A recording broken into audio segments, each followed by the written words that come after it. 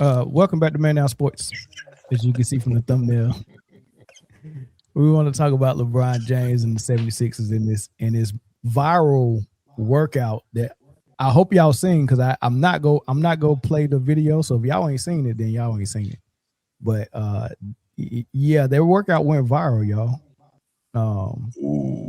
For a couple of reasons, I guess. I mean, one, ain't no other teams really posting no workouts like that, letting everybody know, hey man, we getting it in, we serious.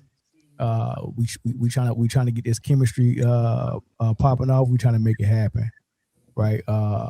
And you got to kind of applaud them for doing that. So we'll get into it, but we got other stuff we want to get into. We want to get into some of these transactions that went down, get into the winners and losers of the offseason so far, kind of talk about what we expect from the season. And then we'll go close it out with a little MVP discussion, man, because we got to get into this WNBA MVP because it's turning into a narrative driven race all of a sudden. And, anything can happen when the narratives get that. I mean, that's how Steve Nash got back to back. These narratives get real crazy.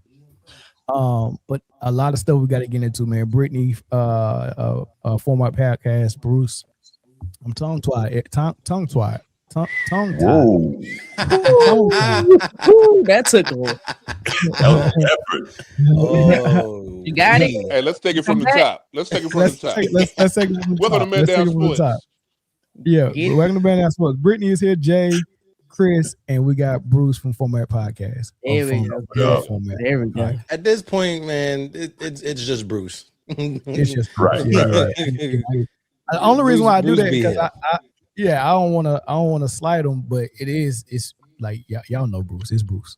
Play cousin. So yeah, little play cousin. You know what I mean? Not the kissing kind, not the kissing cousins. No. I know some people don't kiss their cousins though. Look, man. Sweet home Alabama.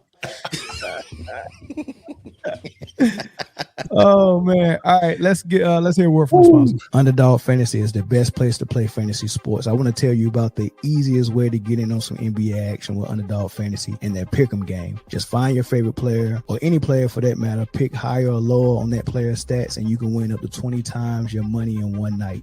Pick between 2 or 5 players to fill your pick'em entry. Get every pick right, and you can net yourself some serious cash. Use the promo code Man Down Sports and get up to $1,000 in bonus cash. Plus, now that it's football season, you can follow Man Down Sports as we reveal our favorite picks from week to week. Like I said before, pick your favorite player, pick higher or lower, choose your dollar amount, and win some money. It's just that easy. Make picks, win money. We also want to thank Underdog Fantasy for partnering with us, and we want to thank you for helping the channel out by using Man Down Sports on Underdog Fantasy. Every time I hear that, I wonder, why are you saying that like that? Like, why are you reading it like you just woke up or something? I don't know, man. The mic was on Barry White for some reason. I tried an 8-leg on baseball yesterday on Underdog. And then you said, get every pick right, win money. What? You ever seen somebody go 0 for 8 on the 8-leg? Yeah, I have. Why you ain't hit me up, man? I got baseball knowledge, man. I could have directed you in the right direction, bro. It was on a whim. It was on a whim, man. I was like, man. I got a mentee named Wim. You got to say what, man? I got a mentee named Wims. You know him, Chris. That's my guy. Shout out to my guy. Shout out to my guy Wims, man. But yeah, Underdog is a way y'all can support us, man. Whenever you play Underdog, make sure you use our promo code Man Down Sports. But another way for you to support us is obviously hitting the like button, hitting the share button, commenting, and hyping the video, doing all that stuff. What happened, Bruce? Am I glitching? No, you good, man. Go ahead, you good. What I do? No, just that every time you start talking about Underdog Fantasy, your whole tone changed. I noticed that. I'm like, what's going on here? What's happening at the Underdog Fantasy offices? Is there a fly shorty that work in the front or something? I just want to know. Is she watching? Hey, look, you close, but you missed it. That word fantasy do something to Every time he say fantasy. I mean, I am the 4-time champ, so I Three. Where did the fourth one come from? Where the fourth one come from? That was my way to trick y'all to actually validate that I'm a 3-time champion. I had to say 4 times so y'all could get y'all to say 3 times. You know what I mean? No, Art you of won war, 3 baby. times when nobody playing. Art of war. I'm gonna win again this year. I'm going for the. I was just trying to be honest. In fantasy, I was just trying stuff. Hey, Pick'em is mine this year. I don't care what y'all say. Pick'em is mine this year. My picks for the first week already in. I'm gonna do mine today. Did you join the new one? Yeah. I mean, so is mine. Yeah, why not? Why would I do that? Why would I not? In there. Come on, Brittany. What you talking about? Something? I'm retiring. Nah, come on. Retired from football. You ain't here? I'm not. We rescind those papers. I'm not acknowledging that. Look, I almost believe this was the real Shakira Austin if I wasn't watching her team play right now. I was like, huh? I saw that pop up. I was like, what's going on here? That's my boo right there, boy, Shakira Austin. Man. Sheesh. I tell you one thing, boy. You twice giving up your whole paycheck. Hey, is that who I think it is in the comments? Who's that? Where? DC Slim? Yeah. Yeah, that's DC Slim. What's good, DC? For sure. Welcome back, brother. Somebody said, hey to Brittany. PG. What? There's 4 other people on the panel. They came straight through and said, hey, Brittany. What you know how that goes. Hold on. Wait. Yeah. How did you? That's because you got the gold chain vibes on today. Okay. Is that Booski Boo? Nah, I don't know who that is. Oh, God. I don't know who that is. Come on, dog. You know Brittany know who that is. Don't let Brittany fool you. Who that is? She playing coy. It's all right. I don't know. What's the name? Joel? I don't know who that is. Brittany, stop. Listen, somebody said, I know this is a sports channel, but how y'all feel about the Tupac trial? I haven't been paying close attention to it, but down with Keefy D. Man. Down with Keefy D. The little bit I did see, boy, is uglier than a masterpiece sneaker out there, bad boy. That's for sure. That's for sure. All right, let's get into this work. The Trail Spreewell sneaker. Yeah, that with the helicopter propellers on it. Had the suspenders. Ain't nothing worse than some Dadas. Yeah, the Trails was Dadas. Yep. You remember the ones that had like the wood panel on it? The wood panel I think those was Chris Webber's. Yeah. Did my boy sound bad? Tough. Look, C-Web, he tried to do it for the right reasons, though. You know what I mean? That man had wood grain sneakers. Look, there's no reason for that ever. But what was the C-Webs? About $150 with Nike? You know, he was trying to do his solid for the kids. Yeah, he's trying to do a solid for the kids. I respect that. Him, Marbury, you know. I had a pair of Marburys, man. I actually met him. He came to the mall, one of the malls in Detroit. My grandmother took me. He was at the Stephen Berry. He was doing a meet and greet and signing. Okay. And I told my mom, I was like, I'm gonna get him to sign the shoe. She was like, if you buying them shoes, you wearing them shoes, so you better get him to sign the box. Wow. So he signed the box. That's what my mom told me when I wanted cleats for football season. And she was like, you either go get them cleats and some school shoes. You get them cleats, you want them to school. And she wasn't lying, boy. Wow. I showed up the first day of school with some cleats on, some tube socks. Oh my goodness. I ain't had time after practice to clean them, so I used to come to school with the mud on the cleats. But I used to clean them off to go to practice. So I had clean cleats going to practice and muddy cleats coming to school, man. It was just all types of backwards, man. But that's not it. That's what I mean. We here now, man. Never broke again, man. NBA OG, man. NBA OG. in NBA man. Here we go. Man. All right, so shout out at Dawn. All right, let's go. Let's get into this viral practice. Who didn't see it? I saw pictures. I didn't see actual. Yeah, I didn't see the clip. Okay, so I describe it a little bit. It's Jaylen Brown, Tyrese Maxey, LeBron James, from what I can see, and maybe 3 or 4 trainers, maybe a little bit more, but they going full speed, 2-man game, 3-man game, in spots that they would normally be on the floor, and they getting chemistry with each other with screen, pick and pops, pocket passes off the roll, all that type of stuff, and then getting into shots that they feel comfortable. It's just them getting a familiarity with each other, and they doing it full speed. And I'm talking about, like, it ain't like you run an action and then you stop and you reset. It's like you run an action with Maxey, LeBron, and as soon as they complete it, get the shot off, Brown comes and replaces one of them, and they run a separate action that's unique to them two. And then somebody else come off, and then Maxey come back on. They run, and they was just running different actions from baseline, top of the key, all over the place, and getting different shot results out of it. I like it. Whoever the trainer is that came up with that type of format, I don't know if it's a normal thing, but I liked it. It was pretty good, and it seemed like Rich Paul liked it too, because this is his comments. Exactly. But what I will say about this. Things a little different. I think, like you said, if I'm a fan, if my team is showing that type of camaraderie, then I am excited about that. Guys are eager to get in the gym together, and I was there. It's like a workout, really more so, and you can see this on social media. Guys are working out in terms of actions and where they're going to be and things to look for, which I think workout should look a lot more like that. Shout out to Chris Johnson, because workout should look a lot more like that, because just being in the gym, working on a one-on-one move, the problem we have with our young men in the game is you have all this one-on-one stuff, but you're never going to get this opportunity to play that role on this team. And you may get it on your AAU team, you get it on your high school team. It's like when Tom Brady wound up on the Bucks, and all of a sudden they're practicing when they're not even supposed to be. He grabs a few of his receivers. You have to do those things. Now, don't get me wrong. You should just play basketball. You should do a little working out, but then you should, one-on-one individual stuff.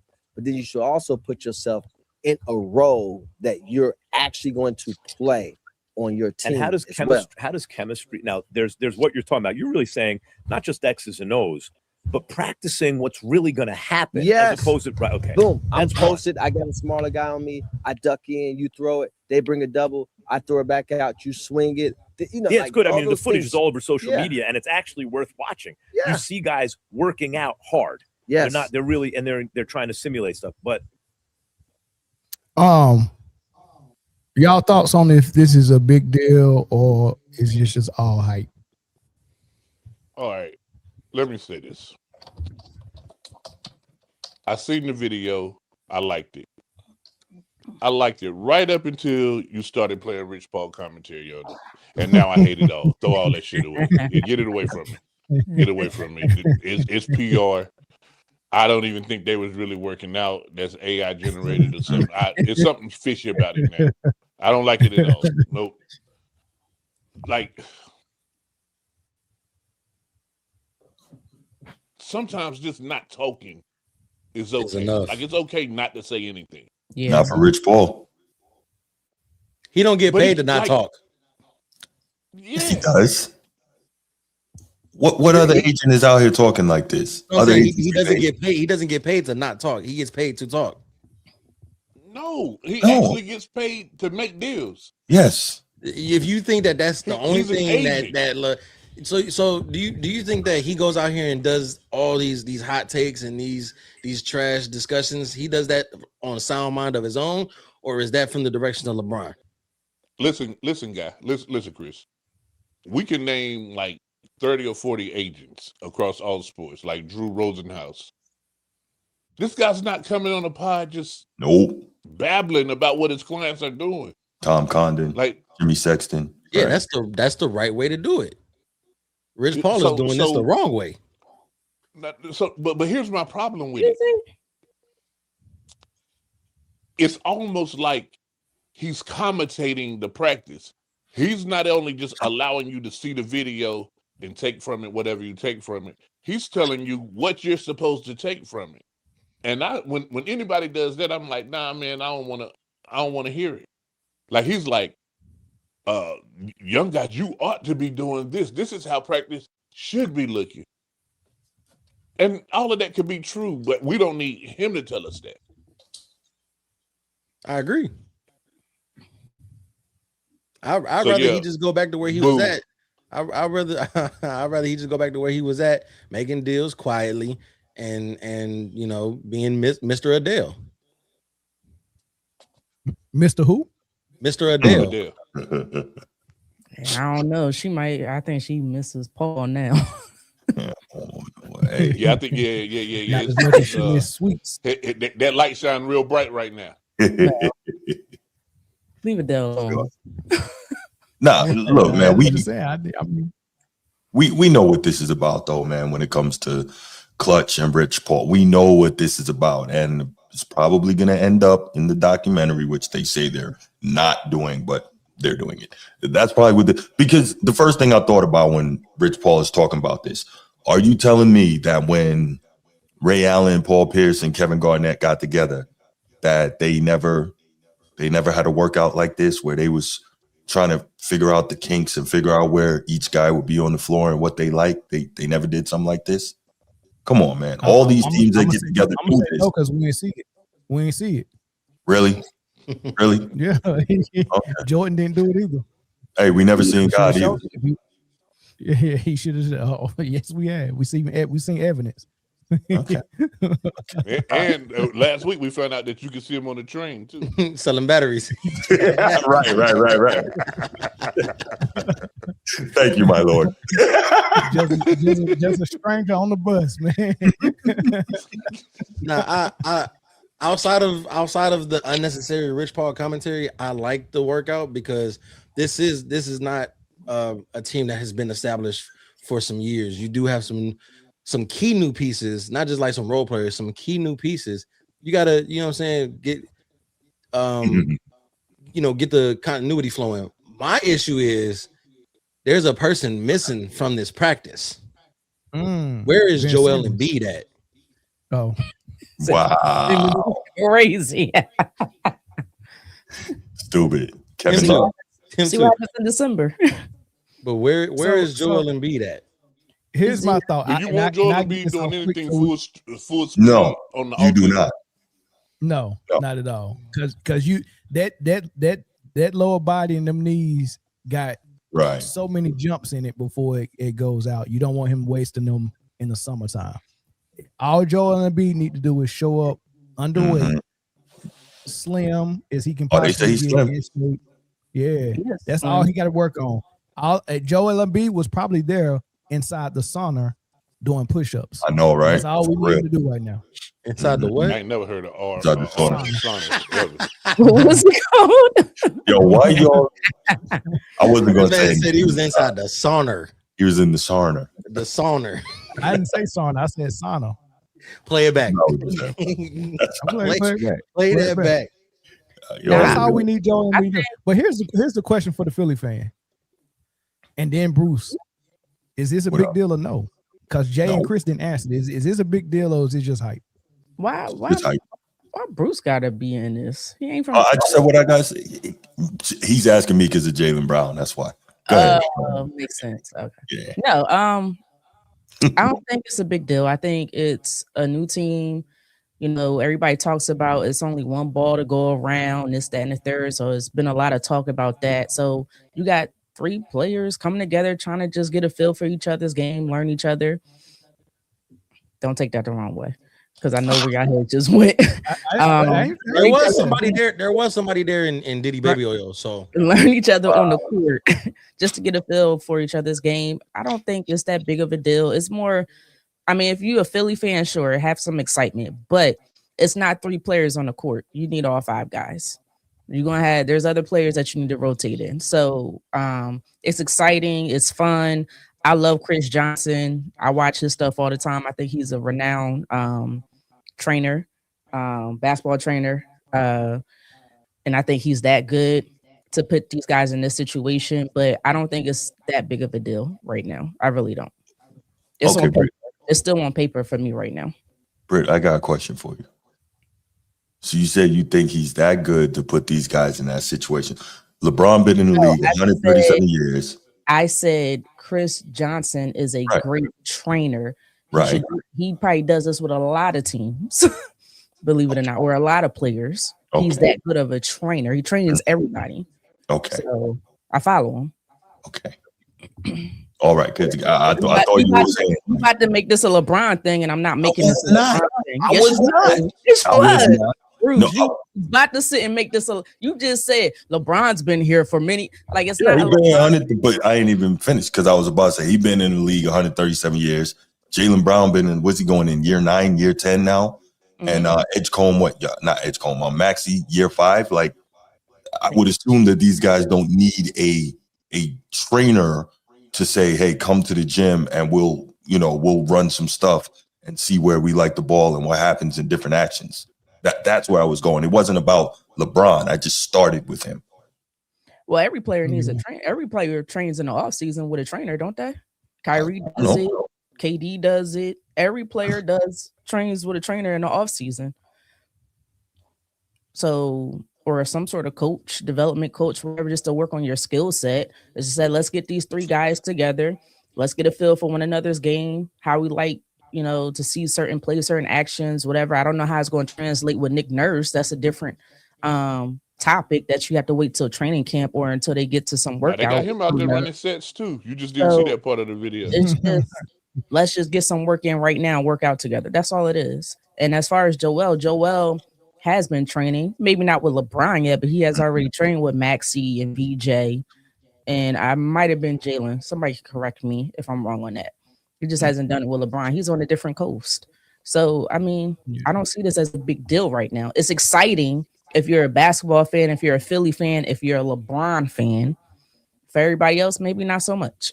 The reason why I like it is because I think when you bring in new people to a team and especially like leaders like LeBron and Jaylen Brown, and you adding them to a team that already got somebody like Embiid, Edgecombe, and Maxey, and they want to win now, I think the least thing you can do in the offseason is create the group chat and y'all start talking in the group chat. Right. Sure. So y'all get in there, y'all start, hey, LeBron might be like, hey, look, man, blah, blah, blah, blah. I got expectations here and there and this and that. But when you start talking, that's the least thing you can do. Mm-hmm. This is a step above that where they're actually getting in work together. They could be doing something worse like playing golf together, which ain't horrible because you still building some type of camaraderie. But these boys is getting on the court. And what's so funny, Brittany? Pulls to pull. You pull golf. That sounds like he has shot LeBron with that golf channel. Oh, you know what I'm saying? They actually getting some work in and saying we serious about forming some type of chemistry before we even get to the preseason. I agree. Everybody's not doing it. Do you think James Harden go call Peyton Watson, and we'll talk about them in the next segment? You think he calling all them dudes to get together? James Harden is out partying with the baby and Lil Baby. No. But what caliber of player is Peyton Watson versus the caliber of players that you got going on in Philly now? That's yes. I don't think that should matter about the caliber of player. That's your teammates. Yeah, no, when it's a lower level player like a Peyton Watson, you can build that chemistry in training camp. When you got three superstars, that's right. He's a starter. He won't be starting in Cleveland.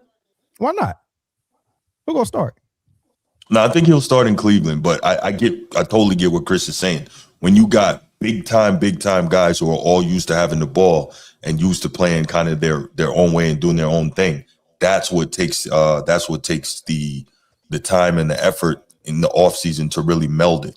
When you have a guy who's closer to a role player, and I'm not trying to take a shot at Peyton Watson, but he's closer to a role player than that level guy, right?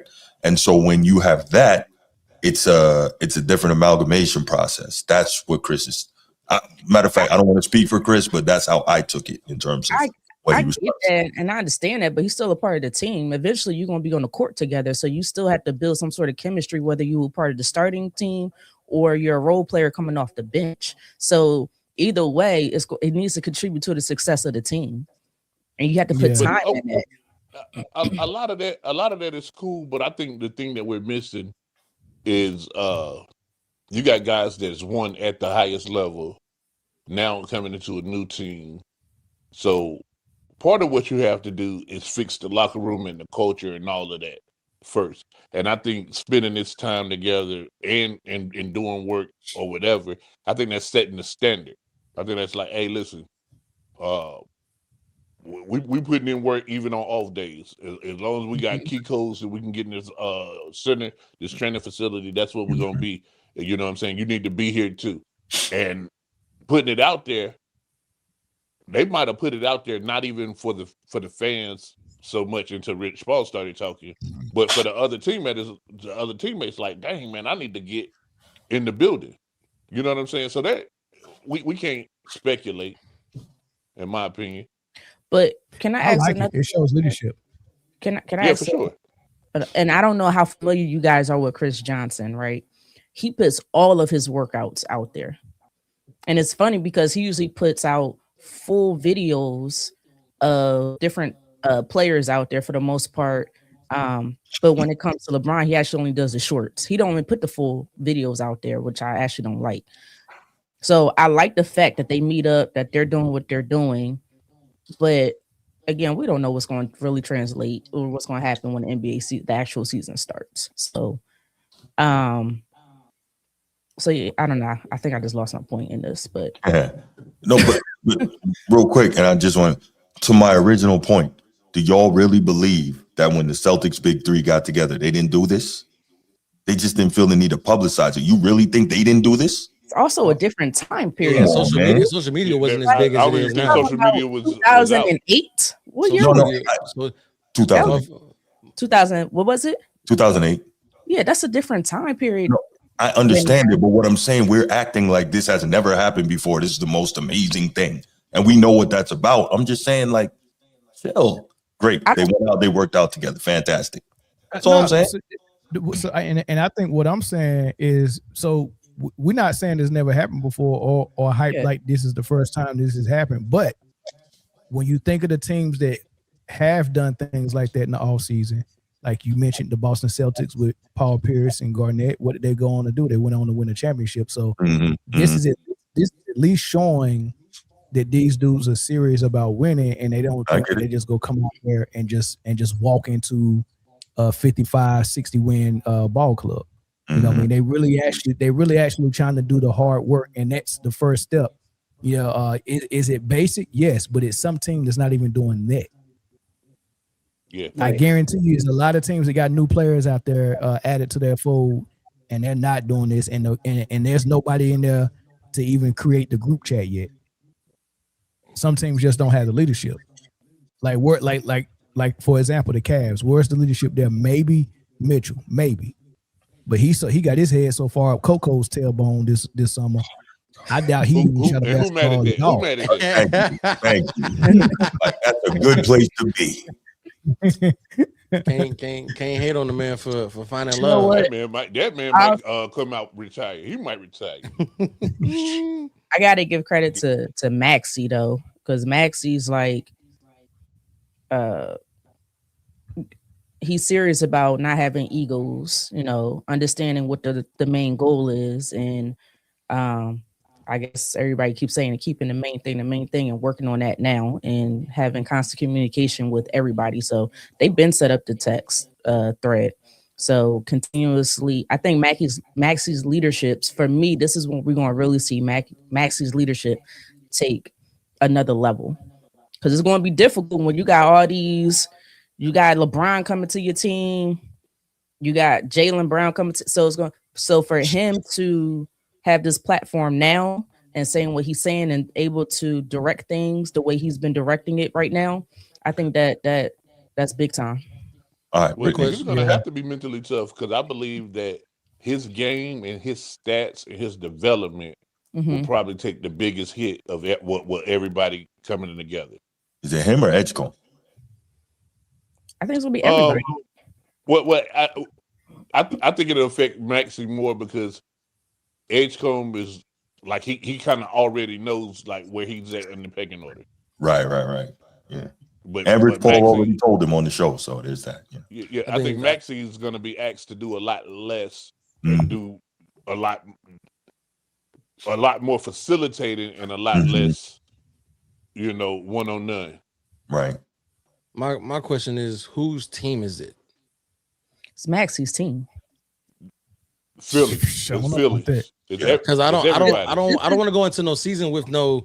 Oh, it's 1A, 1B, 1C, or it's whoever is going off that night. No, there has to be there has to be. It doesn't. I mean, not like officially on paper, like, oh, well, that's the captain, but like there has to be somebody who is takes the charge and takes the role of being this leader. Maxey has the Maxey is the Maxey. Go ahead, Chris. I'm sorry. Finish. Maxey is the incumbent. He's been there. This is, it was his team before this season, right? You got Jaylen Brown coming in his prime. About to say Super Bowl, Finals MVP, NBA champion. You got LeBron, who is, 4-time champion, 4-time MVP in the GOAT conversation. Where you have to manage, like, those are 3 humongous egos that you got to try to manage here. Right. How do you figure out who is the guy? So you're talking about the guy on the court at the end of the day. I'm talking about overall whose team this is. This is Maxey's team. Joel already said this is Maxey's team by far. He understands that.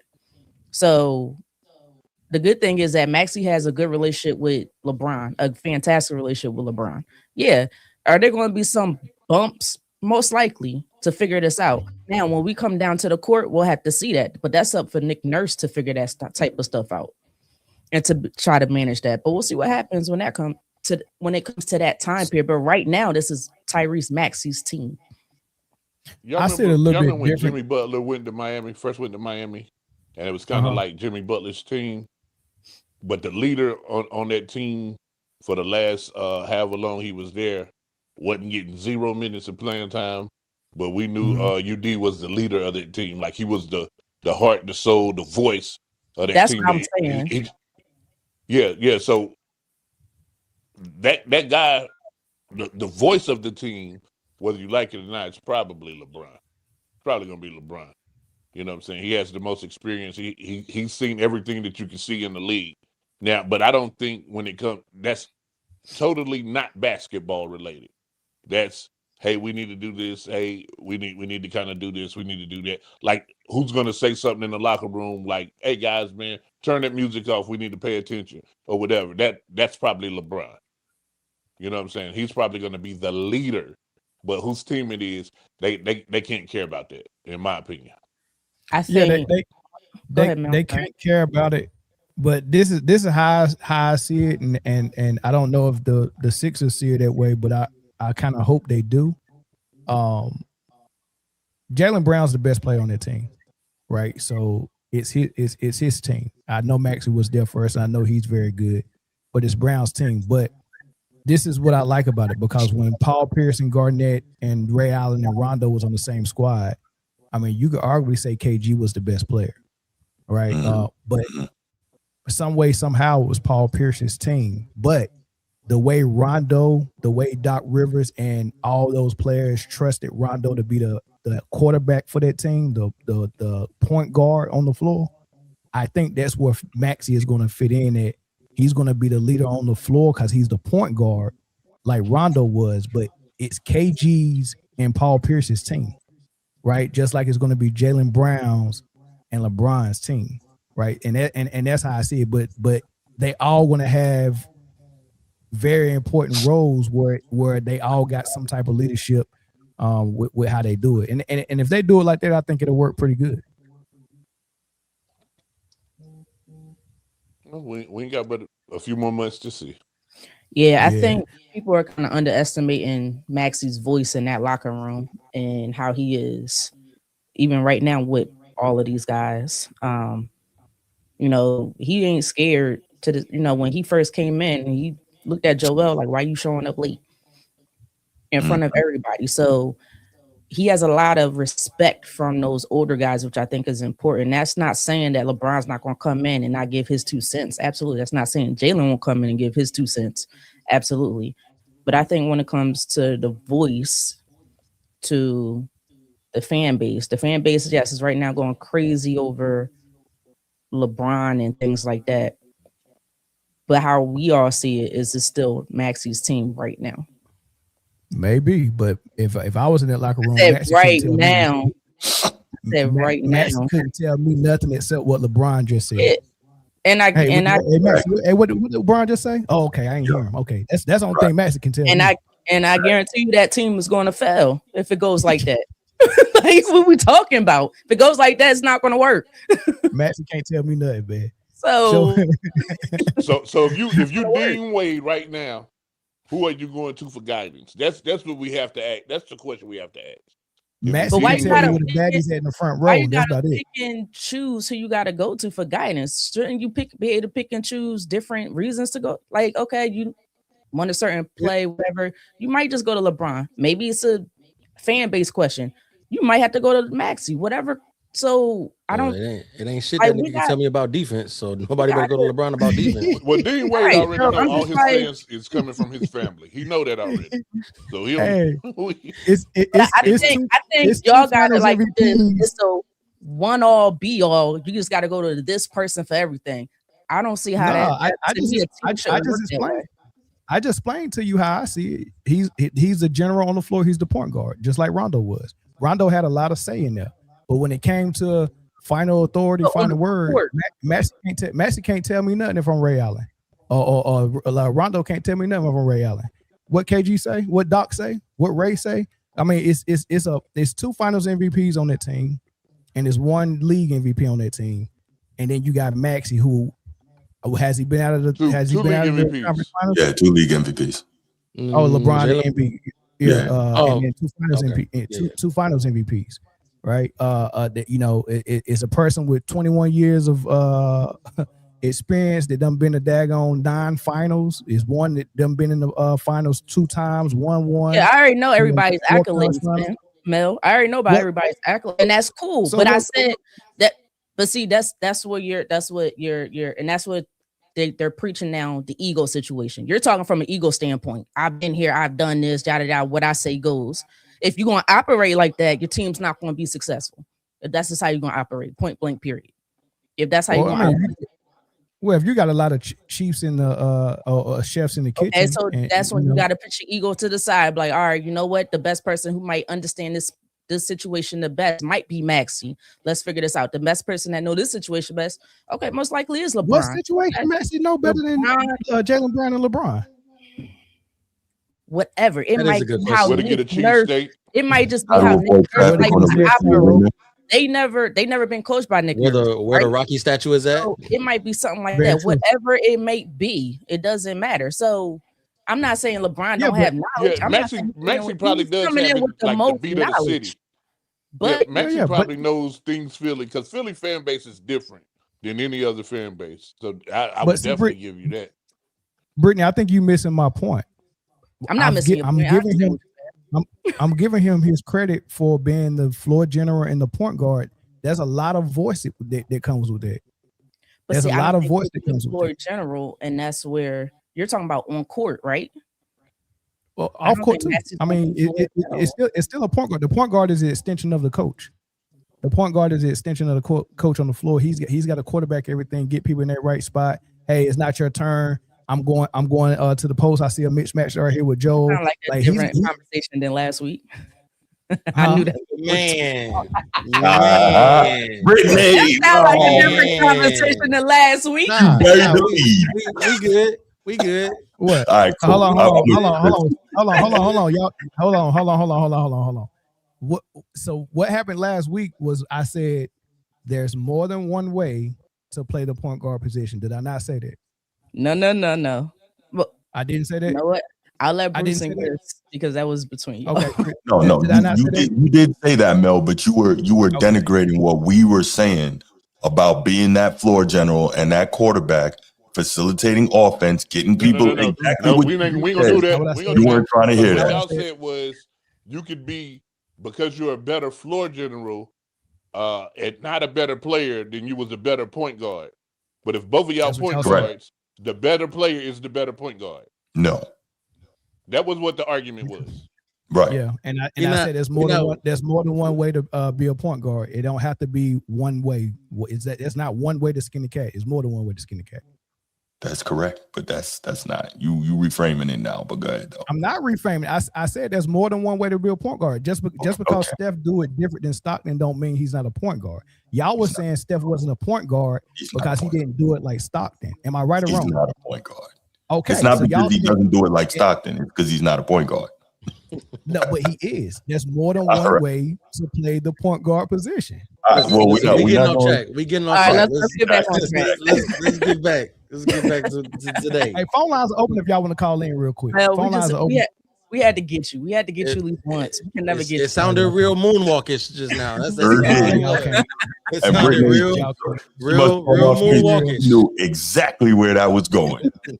Nah, be real. Be real. It's more than one way to do that.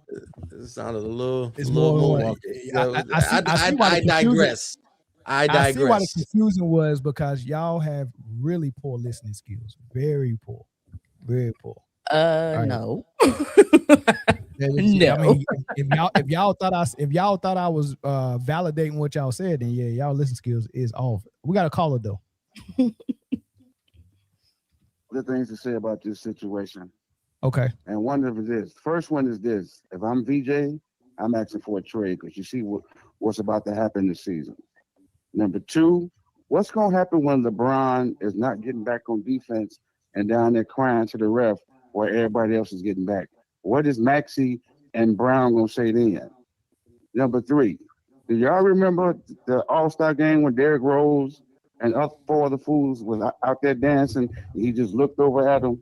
That's how I felt about this video. Well, you can find out the answers to questions 1 and 2 by watching the season, but I can understand why you felt like that about the video. But okay, but yeah, we'll know what's going to happen. You listen. You guys don't understand how the mind of the works, and Edgecombe has been running with Maxey for the last 2 to 3 years, and all of a sudden you're gonna give me up and put me to the side. You know what? You saying that VJ Edgecombe should request a trade is just like saying that Rondo should have requested a trade when he seen Ray Allen and KG join Paul Pierce. You think that's you think that's accurate? Hold on. So if KG was the best player, Paul Pierce was the second best player, and Ray Allen was the third best player, they would make Rondo the fourth best player. So that's what VJ Edgecombe is. If Brown, Embiid, LeBron, Maxey, that would make Edgecombe the fifth best player. So that's even worse than where Rondo was at. So you saying Edgecombe should request a trade? Why? Because he's going to be the odd man out. His game is not going to advance. And what's wrong with that? He's not going to get the minutes that he's used to getting. And what's wrong with that? What you mean? What you mean he's not going to get the minutes? He's a scorer. Where's he going to start at? What you mean? Where's he going to start at? The 2. What position he planning to start at? The 2. You think LeBron not going to be playing the 4? Oh, so you telling me that Jaylen Brown is moving down to the 3? Yes. Yeah. His natural position. Okay. Yeah, that's what he plays. Exactly, Universalo. Yeah, that analogy was a little bit off. But is that the position he's been playing on Boston? Yes, because they had Jason Tatum playing the 4. Yes, and they had Derek White and Derek White playing the 2. Was it Pitcher? No, who's your? No, all right. It was. I don't believe it's gonna work. Damn it, who was it? You don't want it to work. You don't want it to work. I don't know. That's the thing. I don't want it to work. I wanted it to work when he first got Brown. That would have been a dynamic team because I thought those 3 young guys would have got along. I think that's exactly where they should have stopped at. I agree with that. Else, so have a fourth or third opinion. So Brown on those Sixers would have worked in your opinion, but just adding LeBron makes it not work. Yep. Because the clown show is coming. It's coming to Philly. And it might just be the fall guy. I want to. Was it going to be Nick Nurse? And if that's the case, then you got to blame that on Brown and Maxey because they the ones that called Brown to come over. I want to give LeBron the benefit of the doubt so bad because honestly, I do get tired of just annihilating him on media. I do want to give him the benefit of the doubt that he can actually, in his 24th season, take a step back, take a lesser role, be a different guy. I don't need 26 from you. I don't need 25 from you. Go play your natural position. Maybe a little point forward here and there. You know what I'm saying? But sit back and let the young guys don't stunt their growth because that's something that LeBron has done for a while. He goes to a team, has new talent with him, and he stunts the growth. Do not do that I feel like it might be hard to do that for JB because JB is already JB, but you definitely would do that to Maxey and VJ Edgecombe. Don't come in here and doing that. You are not bigger than the program. I know who you are right now. You're not bigger than the program. Did he do that for Luka and Austin Reeves last year? Did he stunt their growth? Yeah. No. He can't stunt Luka's growth, but he did put a ball on the other guy. You think so? The other guy couldn't play as well. Then why did Lakers give him that huge contract? Hold on. Didn't AR play better when LeBron was off the court? No. I think so. I don't think so. No. Okay. No. Okay. Actually, Luka was getting hunted on defense, and it was just like. We're not talking about defense. I asked you, did AR play better when LeBron was off the court? His averages was. I wouldn't say he played better. His averages was up because LeBron was hurt at the beginning of the season. Yeah, he was averaging like 28 and 8. I think AR had a couple 50 balls too. His averages was up. His averages was up. Why do you think that is? Because the old man wasn't taking his touches. Yeah, he was playing better. You playing better or his okay? You can actually play well and not have the same averages. That's true. I mean, was his shots not falling when LeBron came back? Or what was going on? His role was stunted. That's what I'm trying to get you to see. But I thought, but hold on. But when LeBron came back, they didn't play that much together, and then AR got hurt. Okay, you answer your own question. So I mean, what are you talking about? If they didn't hardly play together, and he was hurt, and they so went into what they saying is if LeBron wouldn't have came back, AR wouldn't have got hurt. We can go into the year before that. Nobody is saying that, but why are we just focusing on this last season as if AR and LeBron haven't played together for these last couple of seasons? That's why you guys have this as your first topic. You put this at the first topic like it's something special, and it's not. You called in like it was special. Let me hold on. Brittany just bringing up a trainer. So would you rather watch Kyrie and Shamgar go one-on-one as they training or watch this? Neither. Oh no, nah. I don't want. You were cooking a lousy analogy, bro. Kyrie does play a beautiful brand of basketball, though. So I would watch that. First of all, it is poetry in motion. I wouldn't watch no one-on-one with Shamgar and Kyrie. Why would I watch that?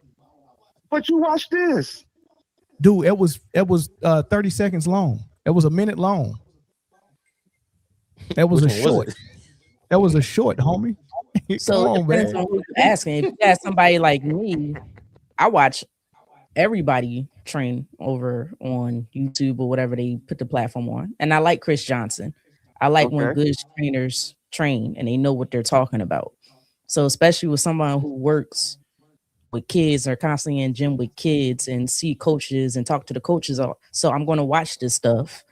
So other people might not watch it. That's like to me, it's like, do people pay attention to the NFL offseason or the NBA offseason? Most people don't. But if you're really into the sport and you overanalyze stuff, then you do. You are going to watch it. So it just depends on the person. I'm watching these NFL teams crumble in training camp. So I have you ever watch watched those them guys training? fake AI stories on YouTube. Dude, it's a silly question. But hold on, Brittany, I wouldn't answer that because it's a silly question because he's trying to make a point why this isn't special. By juxtaposing it with Kyrie Irving and Shamgar. If I would rather watch, so if I answer the question that I would rather watch Shamgar and Kyrie go one-on-one, they don't make a statement about this workout that LeBron and the Sixers did. Y'all want to discredit this man so bad. I don't understand why, man. I don't want to discredit him. You putting it as that. I'm putting you as the show I've been watching for the last 8 years. I just want him to play basketball. Like all the extracurricular, just the Lake Show. Prison break, I guess. No, you know what's up? The clown show, the circus. Because somebody's going to be the fall guy at the end of the season. Is it the Soul Circus? If so, what a midget get? No, it's the Soul Lale. You can't call him that. You can't call that. That's a flag. You can't call him that. Can't call him what? You can't call it. You can't call little people the N word. That's the N word. I didn't call nobody a little word. I said the French one. I forgot the Soul Lale. I forgot the name. Who is this on the phone? You ain't giving your name. This is the one I asked you to unblock me. I know, Chris, I'm sorry for trolling. I know y'all got me blocked, but I don't even know who this is. Who is this? This is George the Truth. All right, George, man. I see that name in a while. Yeah, I'm about to unblock it while we doing this segment right now. I'm gonna take another phone call to George. Appreciate you, homie. All right, bro. Yeah. Be good. All right, we'll take one more, maybe two. Let me see if I can unblock this man. How you watching this? How are you watching this? Caller from DC. Hey, yeah, I ain't know he was blocked. What it do, y'all? What it do? Slim. Get him. Y'all hear me? Yes, sir. Hey, Yes, sir. Man, hey, look, you know, I ain't never gonna quit y'all, man. I had a long talk with Mel, man. Mel had to give me the 3rd degree, man. So I'm gonna cooperate with you on that one, all right? You know what I'm saying? So, but let me go ahead and get into this about y'all GOAT equals going on another team. Okay, so I'm about to keep it real with y'all. All right. So first of all, the LeBron propaganda is getting outrageous. Okay, I'm only watching for him to fail. I ain't even gonna lie. Okay, I want to see him crash and burn.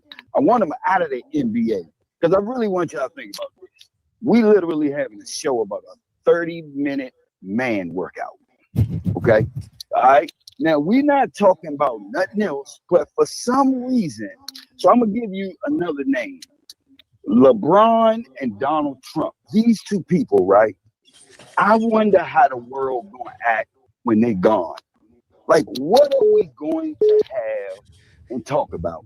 Like, Caitlin when Clark. it comes to LeBron James, I mean, you know, Caitlin Clark is cool, but when it comes to LeBron, dog, it's like it's overkill, and it's like we sitting here talking about a workout, and we also know that he hinders his best players on his teams. He hurts their productivity.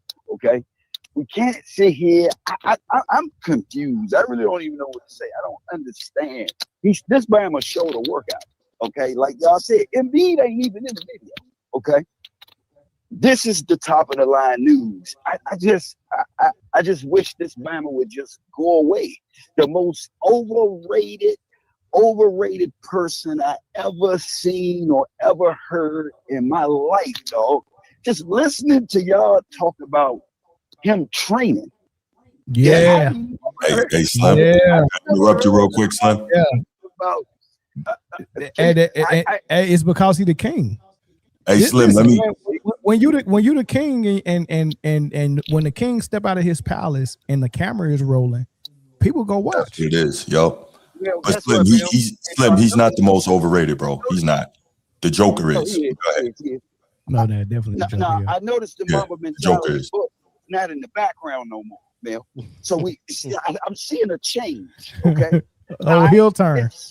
Something is going on. Look, man, listen, I'm just gonna be honest with y'all, man. I put my great players in tiers. To me, LeBron James is a 3rd-tier player. He can win 6 more rings and get way more stats than everybody. Guess what? He won't be up there with the great ones. So it's like y'all forcing them on us, dog. Pause. It's like it's gotta be man, we're talking about trainers in practice. All right. Never a conversation about anything else. DC, yeah. you do know it's the NBA offseason. If there was a game last night, we wouldn't be talking about trainers in practice. Well, guess what? What if I say this to you? In the NBA offseason, right? I would like people to talk about other teams.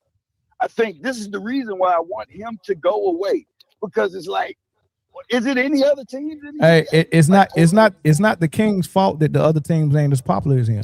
Tell those other teams to step their game up. Tell them other teams to step their game up, and then we'll talk about them. So, but guess what? Talking about LeBron, talking about LeBron brought you to the phone. Facts. Well, hey, you know what? Facts. Right? That's the sad part. That you gotta. So it's almost like you got people like me to combat what y'all, the forcing that. It's like y'all force feeding us, dog. Pause. You know, I'm saying, if everybody's saying they love the sport of basketball, right? Yeah. And this is why, and I'm gonna be honest with you, man. This is where we at in today's sports.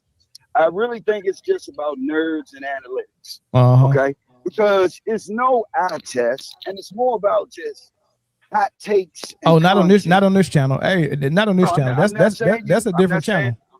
I'm not saying you. I'm just saying that's where we at today. So with this, we talk about NBA. I have not seen no show in the past 3 weeks talk about Oklahoma. Okay, I mean, they not bad. I mean, there's a lot of teams that can. It ain't time to talk about them, homie. It ain't time to talk about them yet. Hey, it ain't time. Well, I'll put it to you like this. Stuff like we're gonna talk about Vorp next week. and a lot of us only watching the sport just to watch that clown fail. I'm just being on. Anybody that will call this show will tell you that that's the only reason why they still watching basketball right now. Is to watch him fail. We can stop having these conversations. I think he welcomes that though. I mean, because if you got 50% people hate watching and 50% people just blazing them, then you got everybody. That's right. Well, guess what? Well, is it fair to say that we got a terrible product then? Because if that's the case, right?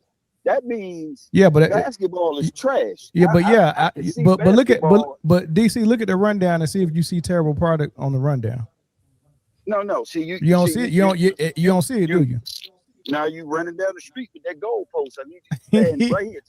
No, you running down the street with the goalpost. Now you want to talk about a terrible product. That's where you want the conversation to go.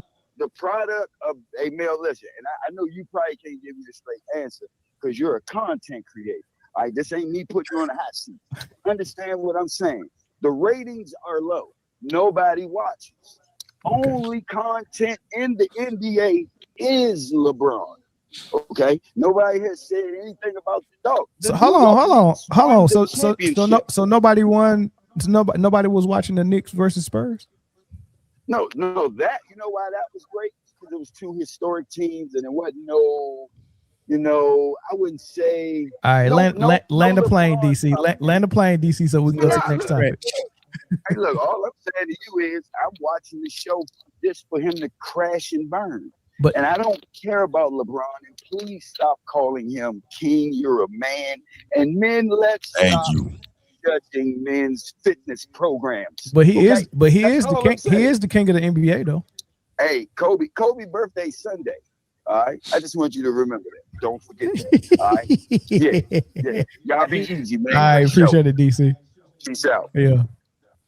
I mean, Kobe's birthday is Sunday. Happy birthday! And guess who's gonna send out a post? And guess who? I guess everybody's gonna be looking at that post. Wow, I didn't even. Wow. And it's gonna be so phony. Oh my God! Why you just pissed me off, Brittany? Y'all ever tried to cut an acre of grass with scissors? To sit and the one thing, I don't never just sit and hate watch nobody. Like I do. Somebody I can't like that's you ain't got that much real estate. I ain't got that much time. You ain't got that much real estate in my mind. I have a it's a list, a small list, but I have a list of people that I genuinely want to see fail. So I hate watch for sure. Do you want to see that person fail because of the person or because of their fan base? For certain people, it's one or the other. So both. For certain people, it could be both. Mm-hmm. Yeah, I got it. All right. For LeBron, I want to see him fail because of the fan base. Okay. Real quick. A little different then. And Rich Paul. Rich Paul is part of that fan base. So let me take this last one. This will be quick. My apologies. Hey, caller from New Jersey. I only answer because this is your third time calling, so you got to be quick. What's up? Hello? Yeah, but you got to be quick. We moving to the next topic. What's up? Okay. I think they did videos of AD, They did. LeBron, and Brody. You know, when they got together in LA, they showed videos of just the three of them working out. So we have seen this before. Also, Philly has already said they turning the reins over to LeBron. They're not saying that Maxey is going to be the point guard. They said that LeBron is going to facilitate the offense, so he's going to be the general on the floor. Correct. And the general off the floor. Can you clarify who they is? Say that again. Can you clarify the they who said that? I believe it was the head coach. Via what? Text message or Twitter? Come on, man. Interview? No, because I didn't see Let me help out. Let me help you out. Let me help you out. So Philly did come out and say that they want LeBron to be the main point guard facilitator on the court because they feel like that's not going to take away from Maxey, though. I think a lot of people are looking at that and be like, oh, you messing up with Maxey's. Maxey's not a point guard. He's not a natural one. He's a natural two. And we've seen that when James Harden was here. So because they felt like Maxey, including Maxey himself, was like, okay, I'm better in this position. So that's why they're one of the reasons why they're willing to make the move. Now, as far as the off the court situation, we had that conversation. But on the court, yes. So I'm with the caller on this one. On the court, they did say they want LeBron to be the primary facilitator if it works out that way. Yep, Philly failing. Yeah, she's right. So he's not wrong. Max is playing out of position. They've been trying to force him. They've been trying to force him Right. to be a point guard, and he's not a point guard. My only question is because I think Clutch has infiltrated the Sixers because we're such a desperate organization after going through the process and all of the bad things that have been happening that they're ready to turn over the franchise to them. And I'm wondering if things start going sideways with Nick Nurse being a Clutch client, you know, how much say is he really going to have on let's say it, on LeBron? How much can he coach LeBron? You know what? David Black. Nick Nurse got just as much say in what LeBron does that I have say in what happens in the White House. Listen. Not as much say as you think. Listen, I want to speak to everybody who came to this channel because they seen my LeBron videos and me going in on them, right? You know, not even going in on them, just saying stuff that for everybody who expect me to do that every single time I talk about LeBron, I'm going to disappoint you every single time because first and foremost, we don't need to be ahead of the boom to call out all this stuff that just go fail with LeBron and all that. We could just watch the show. Like what we seeing right now, I can tell you, okay, I like that. You know, that's good. And then we can just keep moving on. And then all this stuff that y'all saying is going to happen, let's just watch it happen if you think it's going to happen. I don't think you think it's going to happen. I think what it is you hope they don't succeed. So you're trying to put it out in the atmosphere as much as possible and call it out because you really don't want this man to succeed. I mean, like people are even doing damage control ahead of time by saying, oh man, if they do succeed, it's a super team. And if they don't succeed, we got to make sure we blame LeBron. And I'm like, dude, man, you ain't got to do all that stuff, man. Like the GOAT debate is over. He's not threatening Michael Jordan no more. You know, I know Michael Jordan is everybody's boo. Just let it go, man. Just watch this man play his final 2 years and just watch it. And then when it happened, critique it. But we trying to critique stuff months in advance. But Mel, I understand what you're saying, and I'm not saying you don't have a point. The reason people are like this is because of the way that guy moves and because of Rich Paul and all the other people that, you know what they're doing to make them talk a certain way. People are tired of that. So, of course, people are going to want to get ahead of it, right? They are going to want to get ahead of it because I guarantee you, let's say Philly goes out and wins a chip this year. Brittany will be so happy, we know. But if Philly goes out and wins a chip this year, can you imagine how insufferable these people will be? And how much is LeBron this, LeBron that, it's LeBron. Well, why can't the people who don't believe it's going to happen and see the pattern that we've seen for all these years, why can't they do the same thing just on the opposite side of the coin? Because we've been doing it for 10 years. So if you saying that people are tired of one thing, can we be tired of saying the same thing we've been saying for 10 years? I can't say enough that I don't think LeBron is a top 3 player. I've been saying it and screaming it at the mountaintops. Do I have to say it every time I see LeBron face on camera? I don't have to keep saying it. I've already said it 1,000 times already. He's not the GOAT. He's not even top 3. He's not better than Kobe, and he never will be in my mind. Right? But I hope he plays till he's 50. I love I love the conversation. Look, it is what it is. But I'm tired of coming on and saying the same thing. And some people aren't. Some people is like, oh nah, I gotta keep going to the well on this LeBron. Dude, man, I like basketball more than I like hating LeBron or liking LeBron. I don't like none of these dudes. I like basketball. I'm not a man fan. But it's some people that's more fans of LeBron than they think they is because they they continuously talk about him. This man can't daggone tie his shoe before he put it on without somebody. He ain't make bunny ears. You know why? Bunny ears with his loop.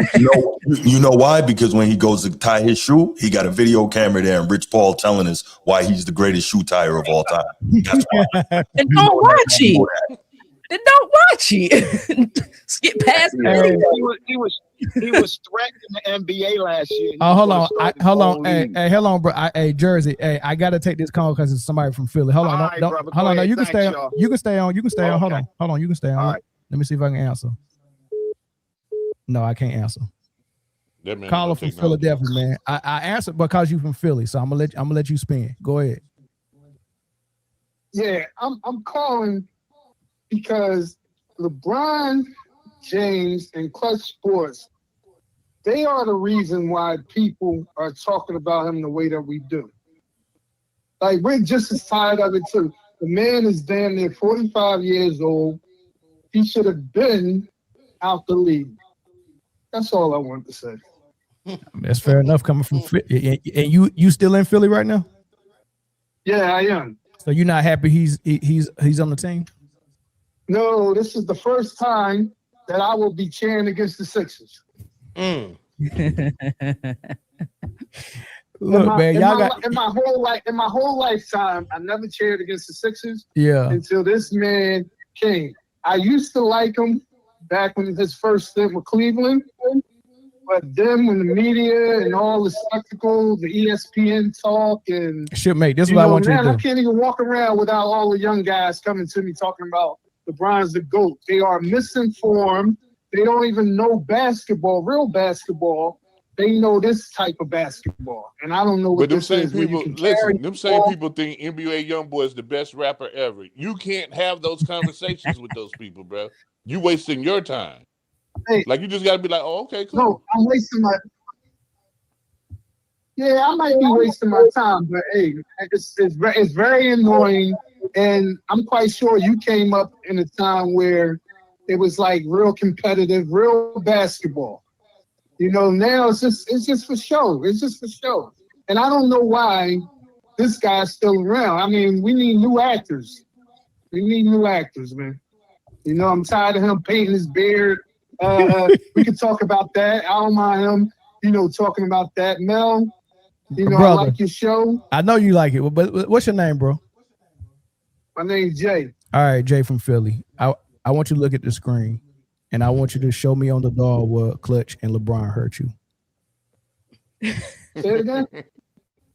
Show me on the dog where LeBron hurt you.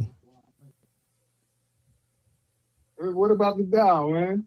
What did he touch you? Was it? Don't do my Philly folks like this. All right, we'll move on. Yeah, man, I don't get it. Come on, bro. I don't get it, man. But I'll be calling One thing in, man. One thing you're gonna learn All about right, Philly. thank you, brother. Thank you, Jay. I Don't do it like that. Appreciate it, Jay. Yeah, that was hard. Don't do him like He'll that. figure it out on the playback. Oh man, I'm just having some fun, man. All right, who's the favorite, Brittany? Oh, go ahead. No, go ahead. Finish that. No, we still on the Sixers conversation. Who's the favorite? Yeah, I mean, is it the Sixers now, or is it still the defending champs? On paper, but I can't right now. I don't know how this is going to look on the actual court. It sounds good. It looks good. The ideas that's coming out, sounds incredible. And what everybody's saying sounds exciting and fun. I mean, I love what they did as far as the bench. Mel, me and you went back and forth over that whole bench situation. I ain't got no complaints. And I mean, I was actually in agreement with you. They had to fill out the bench, and they did. My only concern is, what did the Knicks do to ensure that they stay on top? I want to say the Knicks because they just won, but they lost Mitchell Robinson. Right. They did to a team in the East, in the division to Boston, right? Correct. Yeah. So they basically outside. They're basically just coming back, being the same, right? Yeah. Mitchell Robinson had injury issues though. His time on the court was limited. But when he was there, though, he was impactful in terms of what he did. Right. So y'all don't think Cleveland the favorite in the East? No. Who? No. Who? Tyrese Halliburton's coming back for the Pacers. And he's upset that he doesn't have an opening night game on national TV. Hey, jump shot on opening night. Talking about delusion, man. He think that he's something that he's not, dog. He's really good. He's really good for sure. He's really good. And Tyrese Halliburton coming back for the Indiana Pacers just to be a fucking 8 seed. Correct. Yeah, but here's the thing. He's really good for this version of the NBA because there's another weird jump shooting skinny guard that was 10 times better than him, and his name was Kevin Martin. Yeah. Kevin Martin was 10 times better than Tyrese Halliburton. But he couldn't pass the rock like Tyrese Halliburton, no. But Kevin Martin sure could tickle the twine though. He sure could. Yeah. That's his jump shot was so bold. I want to call it broken, but obviously it was not. Chris, what did you say? Tickle the twine? You never heard that before? Tickle the twine? Tickle the twine? Nah, that was wild. It's another phrase for a swish. Yeah. How y'all never heard that before? I heard that before. Thank you, Bruce. I thought you was trying to say something else. Tickle the twine. It's another phrase for a swish. Yeah.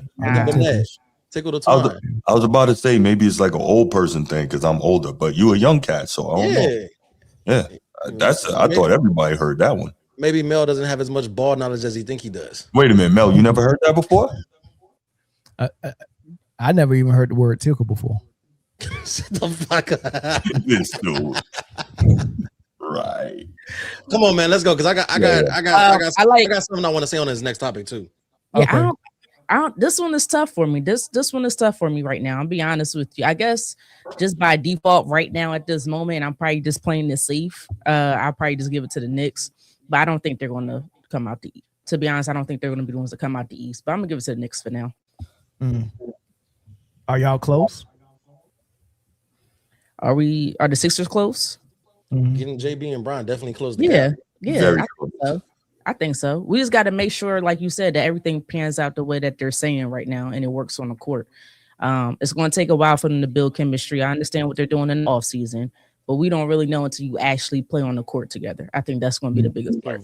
They better invite Dean Wade if they want to be something. If you want to be somebody and you want to go somewhere, you better wake up and pay attention. That's for sure. Dean Wade in the workouts, because when the game on the line and we in clutch time, Dean Wade is the guy that you want. You need D Wade. Call him D Wade. No, he graduated D Wade, bro. No, he call him D Wade. That's what it is on 2K. We're not doing that. That's what we. Hell no. If I got to be the only advocate for Dwayne Wade on this panel, then I will do it. We not So you can't call him D Wade, but you can call Dwayne Wade Dwayne, knowing a different world got their sitcom coming back out, and the real Dwayne. His name is Dwayne Wayne. Exactly. So why you calling Wade Dwayne Wade? Don't call him that, because he ain't no Dwayne Wayne. Yep. You talking about first name? Yeah, old man Mel need his nap. He done lost it. Don't call him Dwayne. No, don't call him Dwayne.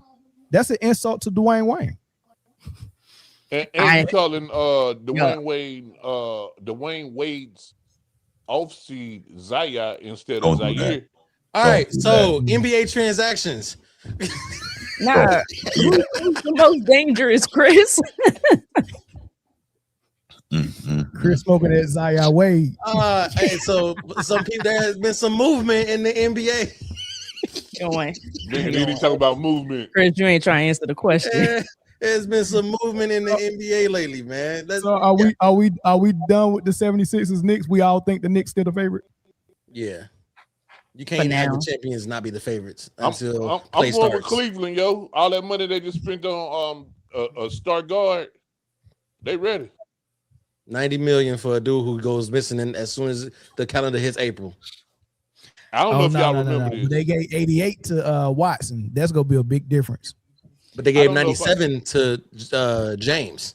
That was a mistake. You remember I said that any team that signs James Harden is not serious about winning. I'm never gonna change that. Like, you know what I'm saying? I think we all know that. James Harden disappeared for them in the playoffs. It was like, you know what? 3 more years of this won't be a bad idea.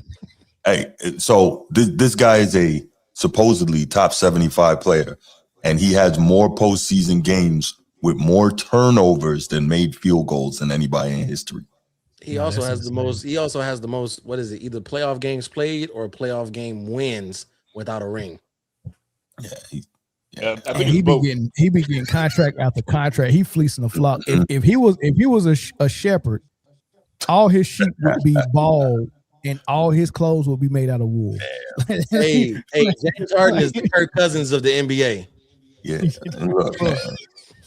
Man, all right, man. Let's get to the NBA offseason. You know, the obvious transactions that we already talked about, Giannis and all that stuff. Let's get to the latest ones. I think Denver just signed DeRozan after they did a sign and trade for Watson to Cleveland, KCP to Philly, Klay Thompson to Miami. What am I missing? As Jay would say, the crowd goes mid. What's the move? Klay Thompson to the Heat. Yeah, you got to try to get shooters, man. They needed that. They definitely needed that. They ain't had no shooters, dog. I think. I want to. Okay, granted, you had no shooters, so you a prolific shooter in his career, yes. But what tape in Dallas made you say that's what we need? I understand what you're saying, but I think also you're looking at a guy who knows how to win, right? Won multiple chips, can still shoot it. Not the same shooter that he was, but can still shoot it. And there's going to be plenty of opportunities to shoot it with freaking what's my man name? Giannis and Bobby Portis. No, Bam Adebayo. Did I say Bam Adebayo? Yeah. So there's going to be plenty of opportunities for him to get Klay to get good looks. So I think I think it can work. I ain't never seen a duo that's supposed to have more hype around them have no hype around them than Bam and Giannis. Like that, like nobody's looking at them like, oh hell no, we ain't playing Miami tomorrow. Like it's because of the modern NBA. That's why. That defense gonna be killing in Miami. Defense is back in Miami. Yeah. Well, defense in the paint for sure. Yeah, they just got to figure out how they go score points. Right. And Klay will help because he's going to help, spread the floor for Giannis. They got 13 minutes a game in him. They need more than Klay Thompson. They do need more than Klay Thompson. You can't just be like, you can't have this, like, you did what you did. You got Giannis, cool, you won that sweepstakes, you still got Bam. Like, Cool. You looked at that and was like, now we have no shooting. And was like, first answer to fix that is to go get Klay Thompson. Yes, and when we see their workout video, then we'll know how great it's going to be. Yeah, exactly. Their workout video is going to be fire. That workout video going to be shot at Roscoe's Chicken and Waffle. Bruce, stop coming for LeBron, Bruce. Like, I'm tired of this LeBron hate. He's a part of my team. We're going to crown him now. He's a part of my team. Let's crown LeBron. I'm with LeBron all day. No, Clutch. I ain't even say nothing about that, man. I didn't say anything about that, man. Give me a check, Clutch. I'm gonna go ahead and I'm with y'all. I'm gonna go ahead and drop Brittany from the stage. He's going. Brittany, that's a real live heel turn. That's a real live heel turn, right? Golly. Yeah. She did that Mercedes Monet out here. Wow. She just sold out. Damn, Brittany. Of everybody on the panel, man, I wouldn't think it was gonna be you. Jeez. I'm tired of y'all, man. Coming for my guy. Leave my guy alone. First of all, I ain't even now he's my guy. I heard. He's my guy for at least 1 year. Okay. Listen, maybe two. So y'all, so the Klay to Miami don't move y'all. How does the Watson to Cleveland? Does that move you at all? It's a good addition. Moves me less. It's a good addition, but it's not conducive to a ring. Does the name Spanky Johnson ring a bell? Spanky Johnson? Spanky Johnson? Nah, I don't think I've heard of him before. Are you going to be in LA anytime soon? Hey, speaking of which, you know that he's got his own show coming off from that? Yeah. I can't wait. Really? I can't wait. Yeah, the Varnell Hill show. Yep. Oh, that's what you're talking about. Yeah. I thought we were still talking about Spanky Johnson. I'm like, good luck getting the show from him. Well, nah, unless if I ever see Rick James show up on the screen again, I know something. Yeah. Right. So the Peyton Watson, the Cleveland, it give you the same feel as does the name Spanky Johnson ring a bell? Yeah, that's what it's giving you. Yeah. No. Yeah. I got to be honest. I love the fact that Peyton Watson got out of Denver, because this is what Denver was trying to do to him. So you wouldn't have cared where he went? No, I just wanted him out of Denver because the Nets would have been fine. Damn that. Until Joe Tsai leave, the Nets is in fandom purgatory for me. Well, I mean, it don't matter what they do, it ain't gonna work. So Joe Tsai is on that list that I mentioned earlier of people who I just want to see fail. Harriet Tubman and the ancestors is not taking their thumb off that man for a long time. Hey, that Joe Tsai would not get nothing for the rest of the time. But I was mad that the Liberty got that championship, but he ain't make but $50 off of that. But the Nets won't get one.